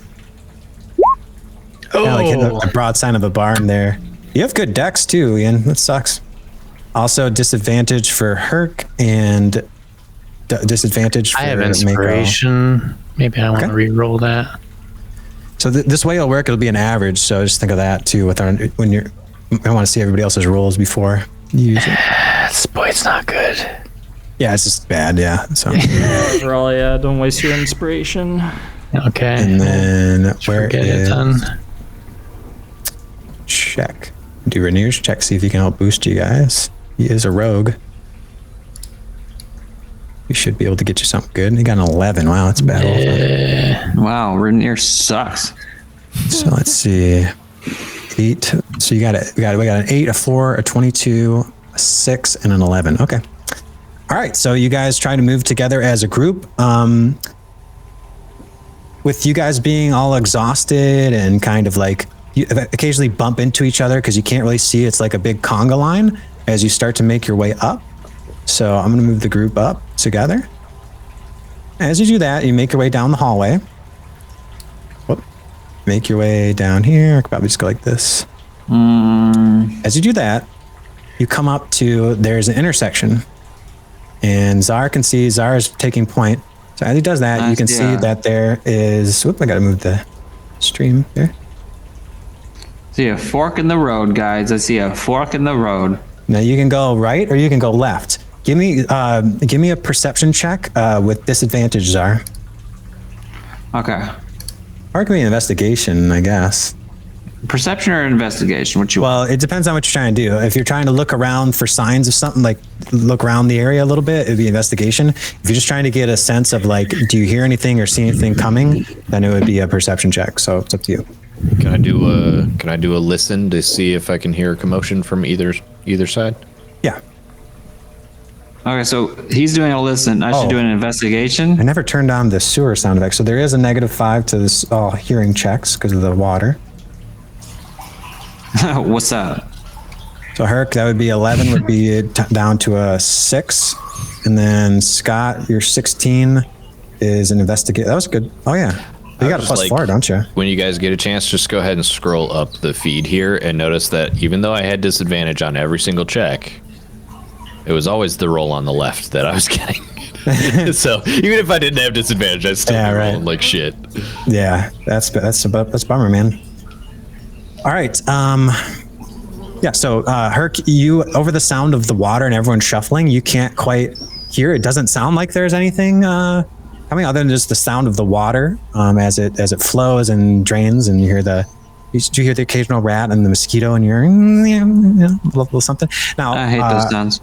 Tzar, you see that there is 60. So you see that there's seems to be some writing on the wall here that is thieves' cant. Okay. I better use that thieves' cant to take a read. Okay, so it seems to be on the other side. I mean, like, that's like 20 feet ahead of me. I could see 60 feet. I could read that shit. You want me to throw you over there? I could tell you what you can see if you give me a perception check with, but it would be, let's see.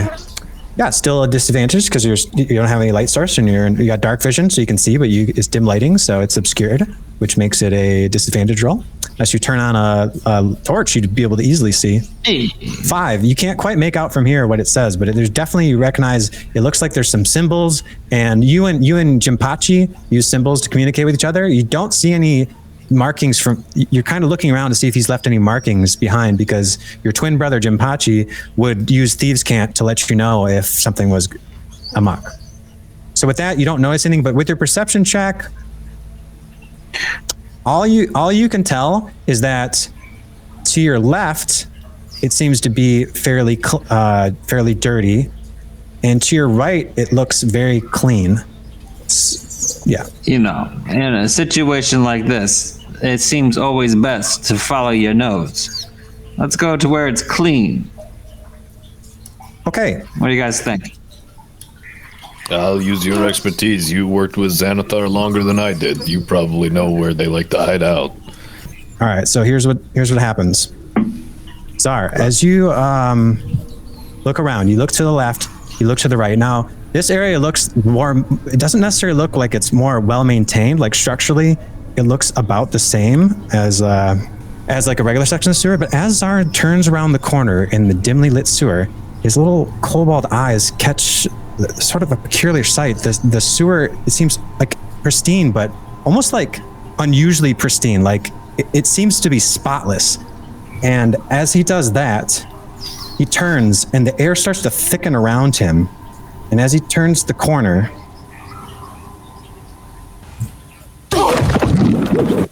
he seems to, the air thickens and there seems to be some kind of creature that sprouts out of the air, and I hate a giant air creatures. gelatinous cube appears Oh. What? and engulfs you. A cube? Classic. Yeah. As What do you mean said, classic? Yeah. It's a cube. Yeah. That's a classic D&D monster. Tzar, as he turns around the corner, Tzar unwittingly walks into what appears to be an empty space, only to be met with a strange resistance, as if the air itself was thickened. With a sickening squelch, an invisible force constricts Tzar, pulling him into a monstrous cube of gelatin that was hidden in plain sight. Go ahead and roll for initiative, and that's where we're going to end for the evening. Fuck. Gelatinous cube, man, it's a classic. Yeah, it is a classic. It's not classic. It's a classic for someone who doesn't know it's a classic. I should have known when he said spotless. I was like, oh man. What do you mean? Shit, damn it. You can't get away with it. That was a good. We got a decent amount of weight in there. So yeah. So like you guys there's these things called gelatinous cubes, and you walked right into one there. As soon as you turned the corner, it was completely invisible and completely still. So it would have required a 15 or higher check for you to detect it was there, and you walked right into it. Which yeah, that's where we're going to end the stream for tonight. So thanks everybody for joining, and we're going to see what happens next as Tzar is now engulfed, floating in this giant gelatinous thing. It's like this acidic burning enraptures you, and it fills every orifice and crack as you yell out, and you can taste it in your mouth. You are one with the cube, and the cube is one with you. You got a little cube in you now. If I die in a cube, I am never playing this fucking game again. I mean, it's very possible. Gelatinous cubes are like pretty tough, man. But it's okay. You got all your boys backing you up, right? Yeah. So.